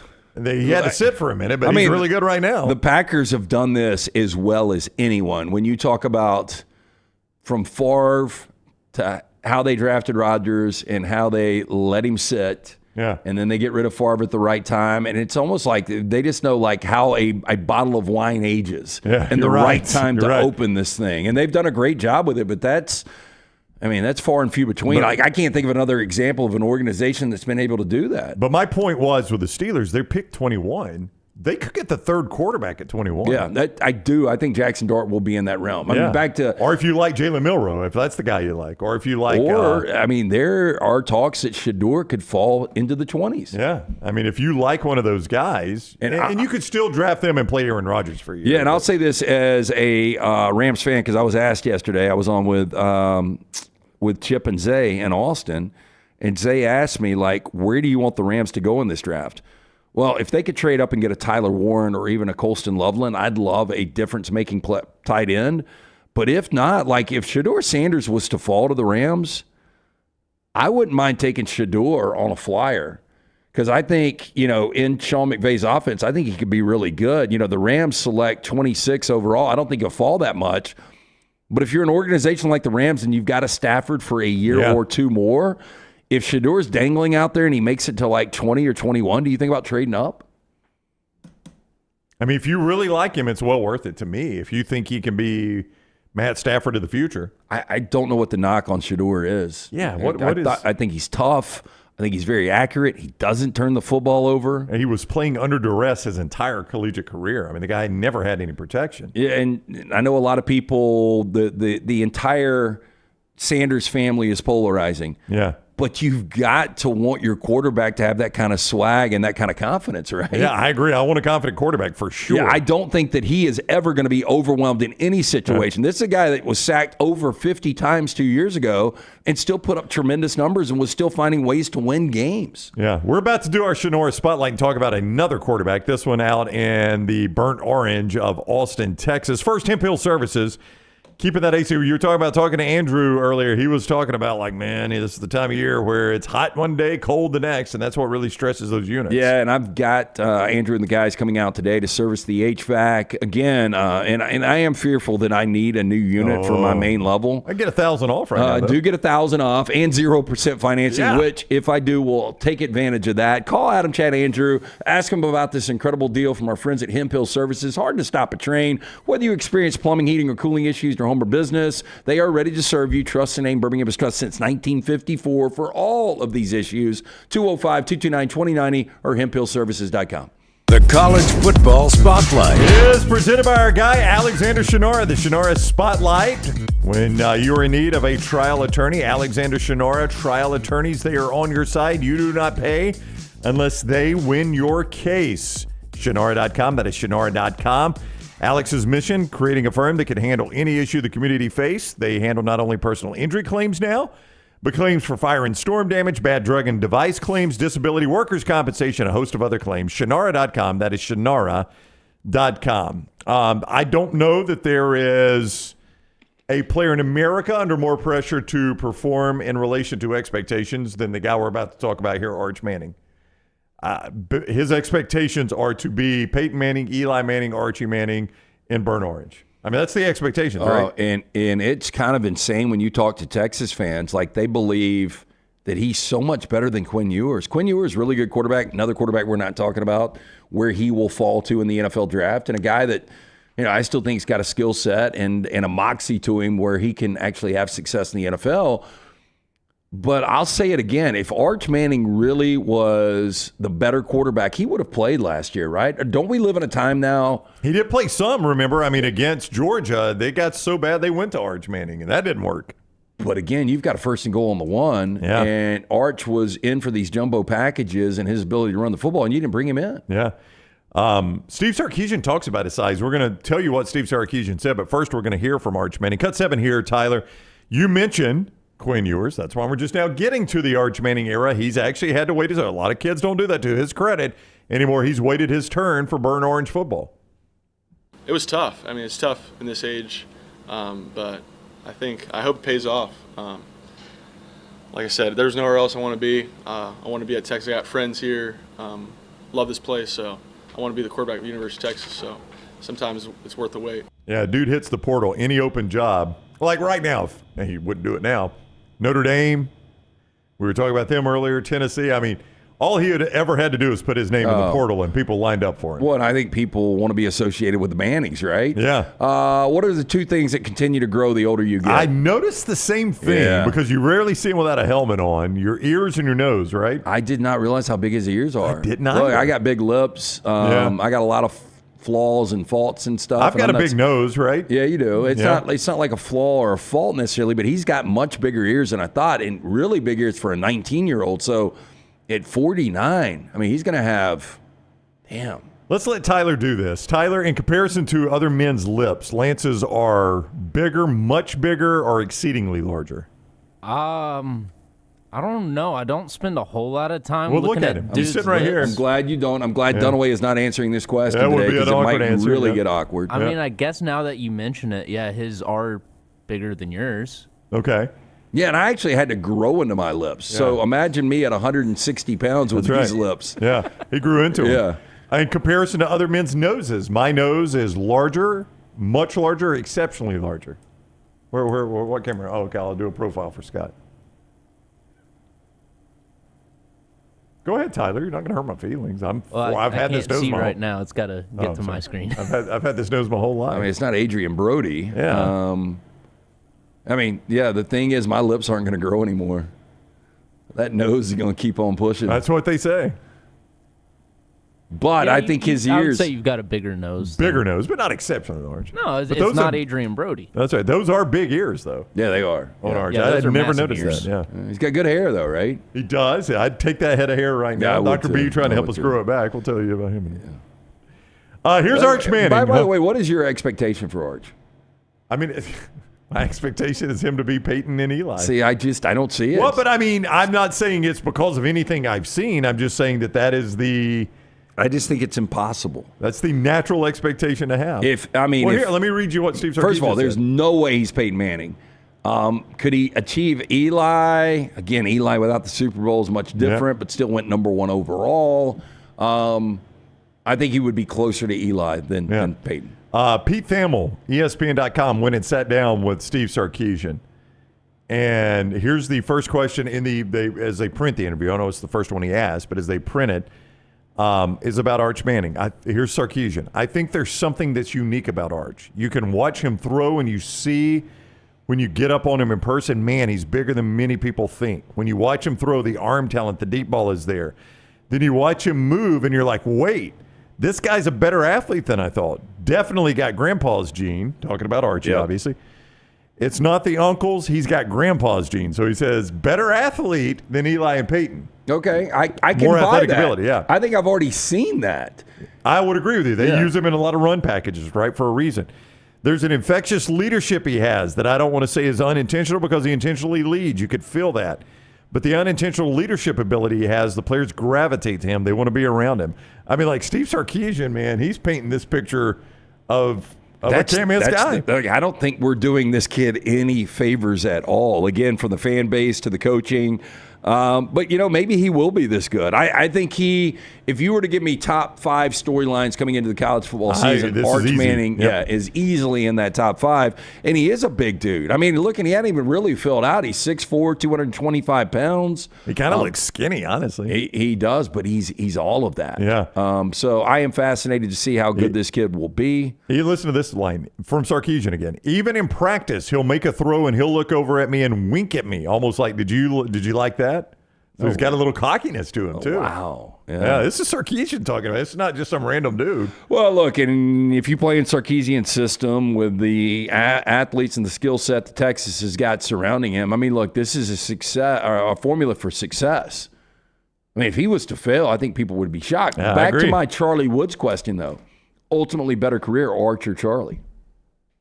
I would still say Arch. It feels like I'm just I think Arch has already accomplished some of those steps. Yeah, I mean, he's already accomplished more than Charlie he is Woods. a starting quarterback at Texas. That's right. I mean, that's look, Charlie Woods will play collegiate golf. I just don't know. I've never thought he would be like this amazing pro because his dad was. Well, to me, being the starter at Texas is like winning a couple of tour events. Is that fair? Maybe. Yeah, I guess. Yeah. That's a tough comparison to make, but yeah, probably. And then being an NFL starter is winning a major. Yeah. Here's Quinn Ewers. How much help Quinn Ewers off to the NFL now? We really like Quinn on this show. He came and sat down with us. It was a fantastic interview. That's all you got to do to make us like you. Quinn was that. But how much help was he to Arch Manning? Here's the Texas quarterback. Arch, in hindsight, how much did Quinn try to help you over the last 2 years just to get you comfortable and get you ready to go now? Yeah, Quinn's been great. I was just with him this past weekend at Hayden Connor's wedding. He's just been so good to me over the years. It's probably pretty annoying having me as the backup, just with all the media stuff, but he handled it like a champ, and he was so good to me along the way. Do you think it's annoying with all the media stuff and it comes along? For sure. Sorry. Shout out to Hayden Connor for getting married. They were at the wedding there. Yeah. So there is Arch Manning. By the way, one more quote from Steve Sarkisian before we close the spotlight down here. And I thought this was interesting. He's talking about, let me find the quote real quick. He's talking about Arch Manning. Here's his quote. I don't think Arch is ever going to have to go into a game thinking we have to outscore him. Talking about his defense. I found that a pretty interesting quote that, he's talking all this glowing stuff about Arch Manning. He said, but the good news is we got a really good defense. He's never going to have to go into a game thinking we're going to have to outscore Well, people. I mean, you go back to the numbers you threw out, what Texas averaged as an offense last year. I mean, it wasn't like mind-blowing. It was really, their defense was legit. Yeah, mid to high 30s is what it was. We mentioned Arch's hair. Dr. B is helping you grow your hair back under that beautiful Next Round hat that you can purchase at nextround.store. Yeah, look, I mean, the fact of the matter is I'm never going to have Arch's hair. But what I wanted to do, and I actually was talking to somebody at our dinner last night that went to see Dr. B, and he's like, look, I'm vain, and I'm starting to lose up top, and I want to make sure my hair is maintained and even grow some back, and that's exactly what I wanted to do. I do that non-invasive treatment 3 times a week. 30 minutes each time on the couch. That is it. My hair has more than doubled in thickness. 205-319-0316. T3hair.net for more information. T3 does have that new test It is easy, painless, affordable, takes seconds to perform. It's going to show which medicines and compounds will specifically work for your hair loss. There are over 10 categories of agents they can use, knowing they will work for you. They will custom compound these agents for you in pill or topical forms. You pick and choose which agents you want. Men and women ordering Hims, other products online, don't even know if they work. Stop wasting your money. Critical time while you're losing your hair on treatments that aren't working for you. Come see Dr. B. Find out what will work for you. 205-319-0316 or T3hair.net. Hey, real quick, before we go to break, I'm going to bring this up because something is happening in the transfer portal that Scott was bringing up earlier and couldn't figure out, and it's happened again today. Real quick, a reminder, NASCAR coming back to the Talladega Super Speedway. TalladegaSuperspeedway.com if you want to reserve your spot there. The intensity of Talladega coming back to Talladega Super Speedway. And you can go see the biggest, baddest track in all of NASCAR, turn after turn. Somebody told me, don't say 2.5 miles, it's 2.6 something miles. So there you go. 188 laps, 500 miles of great racing there at the Talladega Super Speedway. TalladegaSuperspeedway.com to get your spot in the Jacqueline's 500 weekend next weekend, April 25th through 27th. Jacqueline's 500 weekend at Talladega Super Speedway, TalladegaSuperspeedway.com to get your spot there. So Scott walked in, and Scott, you told me before the show, J.P. Pegues, the Auburn offensive lineman, didn't have a great year. Auburn offensive lineman is in the transfer portal, right? You told me that, right? He's in the transfer portal. Not offensive lineman. He's basketball. He's a guard. You're confusing the Pegues that used to play at Auburn that went to Ole Miss. Yeah, I said offensive lineman because I was thinking of Pegues. What is his name that went from Auburn to Ole Miss? He was a lineman, but he carried the football. J.P. Pegues, Auburn basketball player in the transfer portal. But what is the issue with him? Well, the issue is there that he has exhausted his eligibility, but he's in the portal. How does that work? Hey, don't tell him that. Jeff Goodman of the Field of 68. Xavier's Dante Maddox Jr. has entered the transfer portal. As Goodman says, one problem, he's out of eligibility. Well, this is what's me happening here? showing up at the fraternity house and going back to Tuscaloosa campus, and I would already graduated. Yeah. Like, you can't be here. Why? J.J. Pegues. I am so sorry. J.J. Pegues. These people, they don't want to leave. Do you blame them? Well, but why are you? Why do you want to grow up? I don't. But if you're out of eligibility, are they hoping, Scott? I mean, have you looked at any of this? Are they hoping for a lawsuit or something? What's going on here? I haven't really, gone down that rabbit hole. Yeah. I mean, you got to be trying to force somebody's hand here, right? Yeah. I do think that there is going to be a contingent that will try to. And we talked about to Jim Cavall, athletes.org, the other day about this, like the eligibility. Is it going to be unlimited one day? Yeah. Maybe that's why they're in the portal. Maybe I'm going to be in the portal just in hopes that I'll take a flyer. Maybe something happens over the summer that gives me eligibility. So you remember Tommy Maddox, quarterback, UCLA, drafted high by the Giants, ended up selling insurance. Then he comes back after like a 2-year hiatus, plays for Pittsburgh, comeback player of the year, has a really good story. Do you think if this is challenged and one day you get 8, 10, unlimited eligibility, will you have players that come back to college that have been gone from the game for a couple of years? That would be fascinating. So basically, if it's just retroactive, like if you have not used your 4 years of eligibility. Like a Jake Coker. Yeah. You could come back and use another one. That would be really cool. I mean, why not, right? I'm sitting at a desk job I don't like. Maybe I played at a high level. Maybe I can play at a little bit lower level, but I can still go play. Yeah, Jake Coker, I was listening to, I was in a tree stand getting ready to shoot a buck, and I heard that Tennessee needed a quarterback, so I decided to come out. I like Coker working for us too much. I like what he does with Mick. I don't want him to go back. Or he can still do that, I guess. He can still do that. Yeah, he can play in the games and then break them down afterwards. That's a good point. Actually, it's really good for us if Jake Coker does that, so let's do it. All right, we will do trash next. Champy's World Famous Fried Chicken brings you this hour of the next round. Sterling and the crew, they're ready for you to come enjoy some lunch there at Champy's World Famous Fried Chicken. Everything from the Mississippi Delta recipe tamales to the po' boys to the sides, all the great desserts right there at Champy's World Famous Fried Chicken, Highway 119 in Alabaster, champy'schicken.com, champy'schicken.com. Go see Sterling, Megan, the entire crew at Champy's, and enjoy a great lunch today or dinner or anything over the weekend at Champy's World Famous Fried Chicken. Trash is next. Everything Next Round is on demand now in the podcast section at nextroundlive.com. I'm attorney Alexander Shunnarah, Alabama born, Alabama raised, and ready to fight for your rights. I have one of the largest firms in Alabama, and we are here to help you get the compensation you deserve. Call me, Alabama, 323-1000. No representation is made that the quality of legal services being performed is greater than those of other lawyers. You could win a Cadillac CT5 or your share of $25,000 in free play and cash at Birmingham Racecourse Casino. The more you visit, the more chances you have to win. Play the latest, most exciting games around with fun bonuses and big jackpots. You can be a winner too. Come win your share during the Cadillac CT5 and $25,000 giveaway at Birmingham Racecourse Casino. Drawings April 5th and 6th. Located off I-459, exit 31, Derby Parkway. Must be 21 or older, must be present to win. Storm season is here. Make sure you have a plan of action in place right now. Greg from Pell City and Storm Restoration Roofing should be your first call when storms hit. Insurance companies love working with Storm Restoration Roofing because of Greg Nelson's name and reputation in the industry. When storms hit, call Greg Nelson. He's local, 205-542-3531. He's the home of the free no-cost roof inspection. Greg from Pell City on Facebook, 205-542-3531. It's Storm Restoration Roofing. Hey, you. Days warming up. Looking like spring.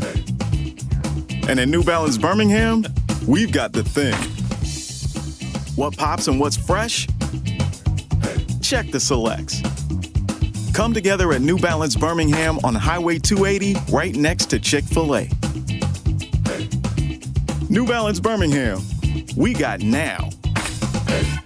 Looking for a great place for that boring meeting? Leave the office and go to the Golfus. What about corporate events like board meetings, sales meetings, customer appreciation events? How about the Golfus? Watch parties for football and basketball, parties for birthdays or couple showers. The Golfus is a great place for those. The Golfus has Birmingham's best golf simulators and man caves in Vestavia on Highway 31, opening soon in Trussville and on Highway 280. Bring whatever you want to eat or drink, even bring your own clubs. Get out of the office. Go to the Golfus. Book your spot now at thegolfus.com. Hey, there's nothing worse than waking up to a plumbing problem. Don't get caught in a flooded house. Call the guys at Hemp Hill Services. Adam, Chad, and the team at Hemp Hill are the only ones I trust to fix it and fix it right the first time. Hemp Hill Services does it right and always at a fair price. For all of your plumbing, cooling, and heating needs, trust the name that Birmingham has trusted since 1954. That is Hemp Hill Services. Call now, 205-229-2090. That's 205-229-2090. Hey, Lance Taylor from the Next Round to tell you about my friends at Michelson Laser Vision, located conveniently UAB Highlands. Almost 20 years ago, I went in for the procedure. Only took 12 minutes for both eyes. When I went in, I had 2200 vision. I was legally blind. Now I have 20/15 vision, still 19 years later. Make the call today. Schedule a hassle-free consultation, 969-8100. Dr. Mark Michelson, Dr. Jen Michelson, Michelson Laser Vision. Make sure you tell them the Next Round sent you, 969-8100 or MichelsonLaserVision.com. It's bow time. Tired of choosing between sweet and savory? Why not have both? Introducing Bojangles' new chicken and bowberry waffles. The bold Cajun chicken filet you love, now drizzled with a bowberry honey glaze and sandwiched between two warm waffles. Which means your favorite meal of the day just met your new favorite dish. And lucky for you, it's served all day. But it's only here for a limited time, so try chicken and bowberry waffles at Bojangles today. It's bow time. I'm attorney Alexander Shunnarah, Alabama born, Alabama raised, and ready to fight for your rights. I have one of the largest firms in Alabama, and we are here to help you get the compensation you deserve. Call me, Alabama, 323-1000. No representation is made that the quality of legal services being performed is greater than those of other lawyers.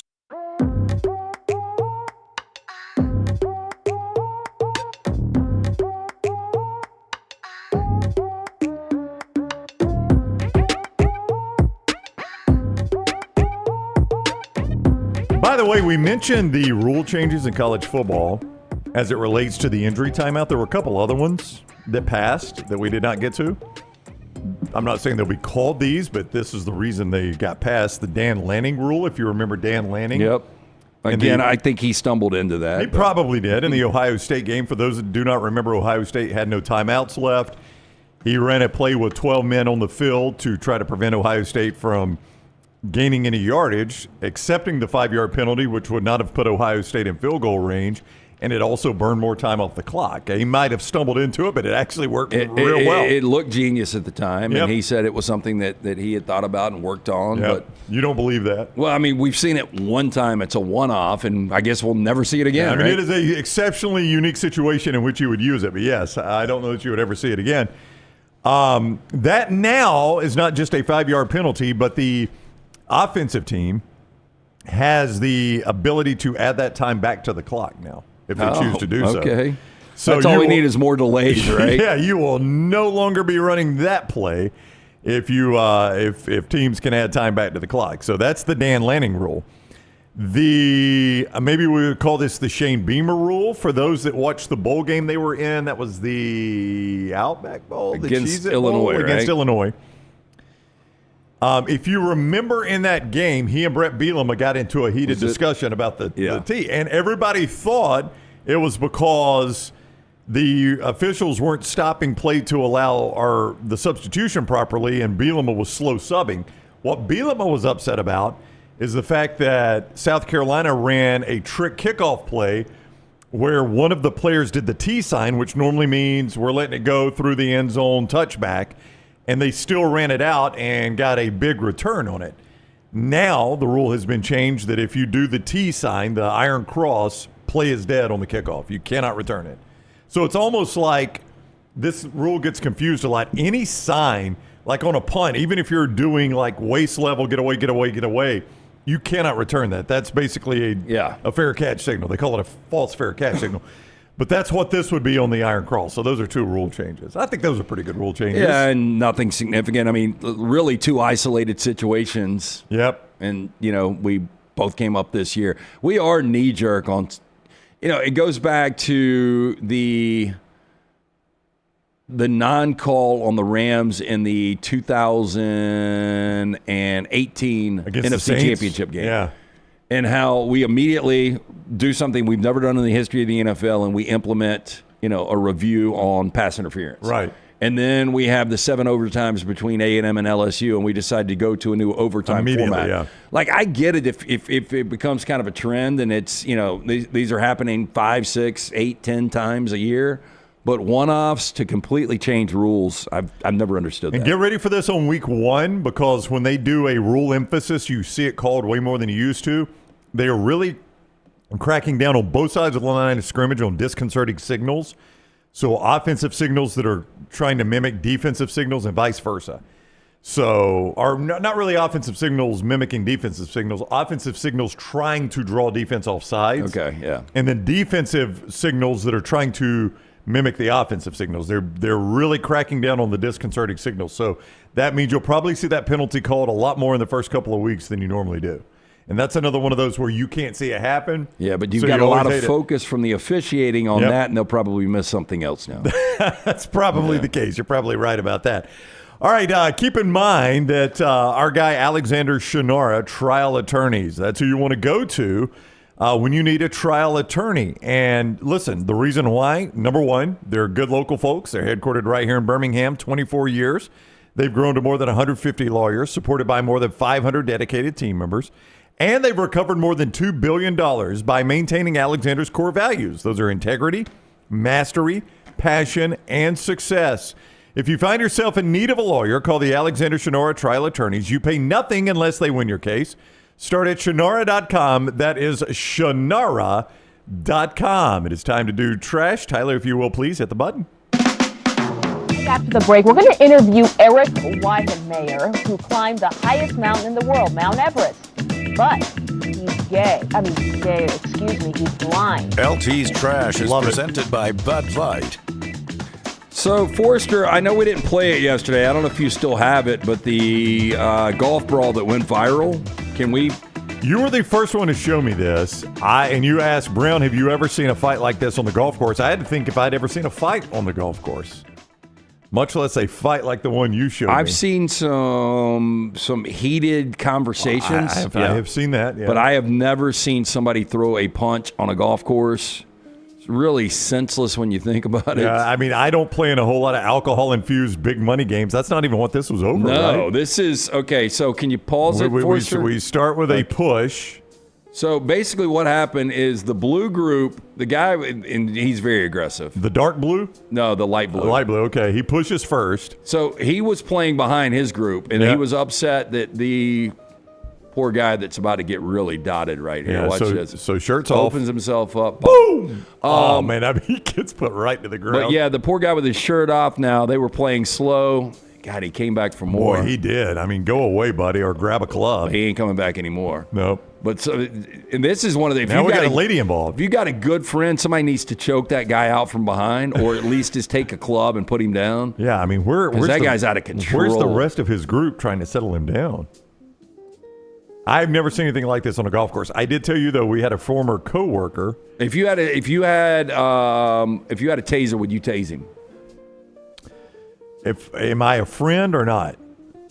Like, No, do I know the guy or am I the other group? You're in the group with the dude with his shirt off that got dotted. Well, I feel like I'm opening myself up for needing Alexander Shunnarah if I tase somebody I don't know.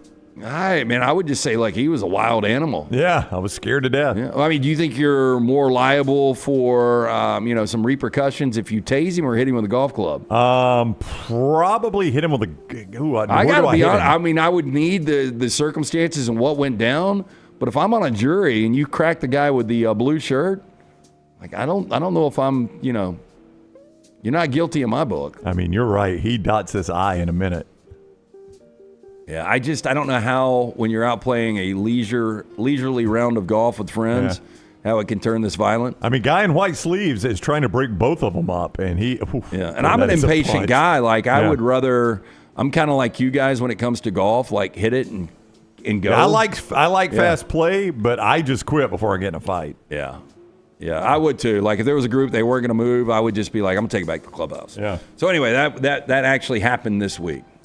Don't know if they're... Don't fight on the golf course. It's supposed to be a happy place. Yeah, any fallout from that. But I have not seen it. we talked about... When did we talk about Glenn Powell? Was this yesterday? That was yesterday in our extra show. Tyler, we were talking about cartoons we used to like as a kid. G.I. Joe is one I liked. And people were like, man, Lance asked me, could they do a movie on Snake Eyes from G.I. Joe? I don't know if you ever watched G.I. Joe. I think they did a few years back. Did they? Maybe 10 years ago. Okay. Channing Tatum was in the G.I. Joe movies. Well, I forget who else. We were talking about who would play G.I. Joe, and somebody said Glenn Powell. I'm just talking about if you did the origin story of Snake Eyes, and he was like a John Wick-like character that was like a contract killer, you probably could do a pretty cool script with that. Anyway, Glenn Powell did come up. Glenn Powell is back in the news. The actor is stepping into the food world as a co-founder of Smash Kitchen. It's a new condiment brand hitting Walmart shelves nationwide this month. Line includes ketchup, mustard, mayo, and barbecue sauce for you, Brown, all made with better-for-you ingredients like organic tomatoes, mustard seeds, cage-free organic eggs, and none of the usual suspects like high fructose, corn syrup, or artificial additives. Now, the goal, bring you all your favorite condiments under one cleaner, tastier brand. Powell went on to tell Fast Company, quote, "We're trying to give you the flavor that you'll love, that you're used to with more integrity. When you look at these legacy brands, they don't evolve because they don't have to evolve." I think that is true. Yeah, when you look I at agree with that. A Heinz ketchup or a Duke's mayonnaise, I mean, they're fantastic as is. And I don't think anybody cares about, well, I shouldn't say anybody. I don't care about the additives and stuff in there. But if you've got a new brand, I mean, I'd give this stuff a shot. Yeah, I mean, I'll try just about it. Now, I am a sucker for packaging and almost everything. That's terrible packaging. That is terrible packaging. I was just looking at the barbecue sauce. Like, I mean, that looks so generic. If I see a uniquely packaged barbecue sauce, I'll be like, I'll give that a whirl. That is not uniquely packaged at all. That looks like, I don't even know what it looks that's also the play on it, though. Is Oh, that really? It's very limited ingredients, so everything is plain. Interesting. Yeah, but I would rather like ketchup. Don't put the chicken on there. Don't put was that a mustard tongue? Don't put the scoop of mayonnaise or the tomato on there. Yeah. Mustard seed. Is that what a seed looks like? A dollop of mustard That's or a a dollop. mustard seed. It could be a mustard seed. Oh, it looks like Arch Manning's ear. Wow. It does. It was not yellow. Yeah. Should be pointed out. So we'll see what happens here. I like packaging in almost anything. Like a lot of times, Lance like Bama and bourbon. Oh, what is this? The hot honey ketchup? Now I do like the sound of that. Hey, so here's one of the problems though. Smash Kitchen's range is priced slightly above what larger rivals command. Classic 20-ounce ketchup has standard list price of $3.97 versus the Heinz $3.48. Organic and healthier foods are always more expensive. Yep. But like if you've got a Heinz, like I'm not going to go out of my way to get smashed if I already like Heinz. Yeah, I'm kind of with you on that. The only thing I see succeeding from this is the hot honey ketchup, because I've never seen another company make I haven't seen that and combo. Everybody likes hot honey right now. Yeah, I do like hot honey. Yeah, I would definitely give that a shot. Yeah, ooh, that was a dead hit right there, Lance. I would say this, like when Lance brings up bourbons, or when they're brought to Lance, the bourbons for Bama and bourbon, that's 2 hits, 2 for 2 today. Lance will tell you, I always judge them by the packaging. I'm like, well, that bottle looks good. And he's like, what do you like? I was just like, the bottle looks good. I don't know if the bourbon looks good, but the bottle does. We do talk about the packaging, like good weight. Yeah, I like it. Dispute over an ashtray turned violent in Cooper City when a 42-year-old man broke into a townhome courtyard and fought the homeowner, who was armed with a machete. I do like that ashtray, though. But I was going to use one.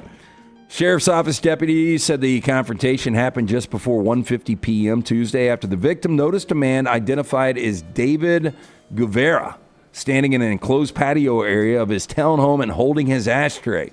They said the victim opened the door, demanded that Guevara return the ashtray and leave. Deputies say the victim then walked back inside and sensed Guevara following him. The homeowner armed himself with a machete, confronted Guevara. According to the arrest report, Guevara rushed to the victim, tried to wrestle away the machete. Deputies say the two struggled, fell to the ground. The victim was eventually able to carry Guevara outside of the gated area fence. Boy, that's kind of yeah. Is that emasculating when you get carried out and dumped over a fence? Yeah, I got my tail whipped and fight continued. Victim suffered a serious cut to the face. Do we have a photo of the cut to the face? We do not. I mean, if it's a machete, it's probably going to be a serious cut to the face. Deputies said Guevara fled scene on foot. Victim was rushed to the hospital with severe injuries to his hand, calf, underwent emergency surgery. They put him in the pit, didn't they? Give him a little ketamine. Yeah, they did. Honestly, the last time you can guarantee me you saw an ashtray? This is, and I really do remember this, arts and crafts in like 4th, 5th grade, we would make ashtrays to give to relatives for like Christmas such presents. Such a good gift, yes. I mean, it really is. Carve your initials, a little BLT in the ashtray. Do you remember as a kid going to Hardee's, and Hardee's had the little gold foil ashtrays? You could easily crumble them up. Do you remember those? Yeah, and I've told this story before. So I worked at the Great American Car Wash for 2 years. My sophomore and junior years of high school. And the first thing that you had different stations, but if you were on vacuums, the first thing you vacuumed out was the ashtray. That's right. Suck all the ashes out. I would pull the ashtray I bet it out. Smelled great when you did put that. it on the ground. You take the main thing off where you've just got the big open hose, right? And you would suck that straight out, put that right back in. Floor mats next. Did you? But everybody there. No, I wouldn't say 8 out of 10 ashtrays had cigarettes in them. The other ones had change in them. That's it. Yeah. 2 of the 10 had change. 8 out of 10 had cigarettes. But I haven't seen like a hard copy of an ashtray in forever. I cannot tell you the last time I saw an ashtray. God, I remember. Well, they used to be everywhere. Going to my grandparents' house in Maplesville growing up, and there was like 3 or 4 smokers, and so the cloud was all over the house. Miserable. But the ashtray, and I can still picture this ashtray. It was the size of a plate, and there were cigarettes on every corner of it. I mean, the black one that just had the little gaps in there, that was like the ubiquitous ashtray. That's the one everybody had. Yeah. Yep. A man with a memorable name and a lengthy criminal history is facing multiple felony charges. Police say he shoplifted more than $20,000 worth of merchandise from Walmart stores across North Georgia. I'm not surprised with his name that he has turned to crime. I'd be pissed off about this too. Have you given his name yet? Gainesville police arrested 40-year-old Speedy Gonzalez. That is his real name after identifying him on surveillance footage at a Walmart. Gonzalez accused of carrying out a series of thefts at stores all over these different counties. Basically, Gonzalez would use a simple but effective method to conceal his thefts. He allegedly stuffed high-priced, smaller items, such as nicotine products, diabetic test strips, and gum into larger containers like trash cans or mailboxes. At checkout, he would pay only for the large item and leave the store with the concealed merchandise.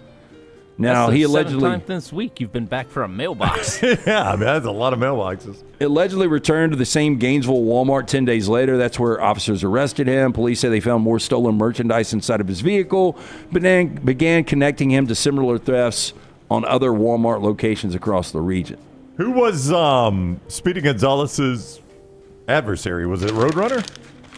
No, I don't think so. He might have just been trying to get away from Sylvester the cat, I think. Or was Speedy Gonzalez just a character that had no adversary? Yeah, Speedy Gonzalez was kind of a one-off. Like, you would see Roadrunner and Coyote, Tom and Jerry, you'd see all those. Yeah. And then every now and then you get a Foghorn Leghorn, you get the Space March, and you get a Speedy Gonzalez. But there wasn't a lot of consistencies with those guys. Sometimes Speedy Gonzalez would have his cousin in the cartoon, too. Who was his cousin? Slowpoke Rodriguez. But he was the underlay, right? Riba. Yeah. Which are those even Spanish words? Well, can we even do that now, or is that like I don't know? Is that a shot at the? Underlay is come on. I believe. Okay. Yeah, or is that a shot at the Spaniard? I have no idea, man. So Morgan says Sylvester the cat was Speedy Gonzalez's nemesis. Oh yeah, maybe so. Was it Sylvester? Yeah. Okay. Man, that's Sylvester never gets any play anymore. I haven't heard that character in a long time. Oh, look! I remember Slowpoke Rodriguez. You're right. I'd forgotten all about him. Slowpoke Rodriguez. Slowpoke Rodriguez. Yes, yep. I do remember that now. Good pull on the that. Old hobo Tyler. bag. Does anybody have the hobo bag I don't anymore? think the hobo bag gets used anymore. They traded it in for a shopping cart, right? Yeah, that's right. They just steal a cart I'm from gonna Target. go to Walmart. I ain't doing this shit. I need more stuff to be able to carry around. You're going to have to help me out. I have no idea how to pronounce this, but animal lovers now have a place to hang out with the it animals of the moment, big furry rodents in the back of the real estate office building in what is known as America's oldest cities. What is this animal? It is a capybara.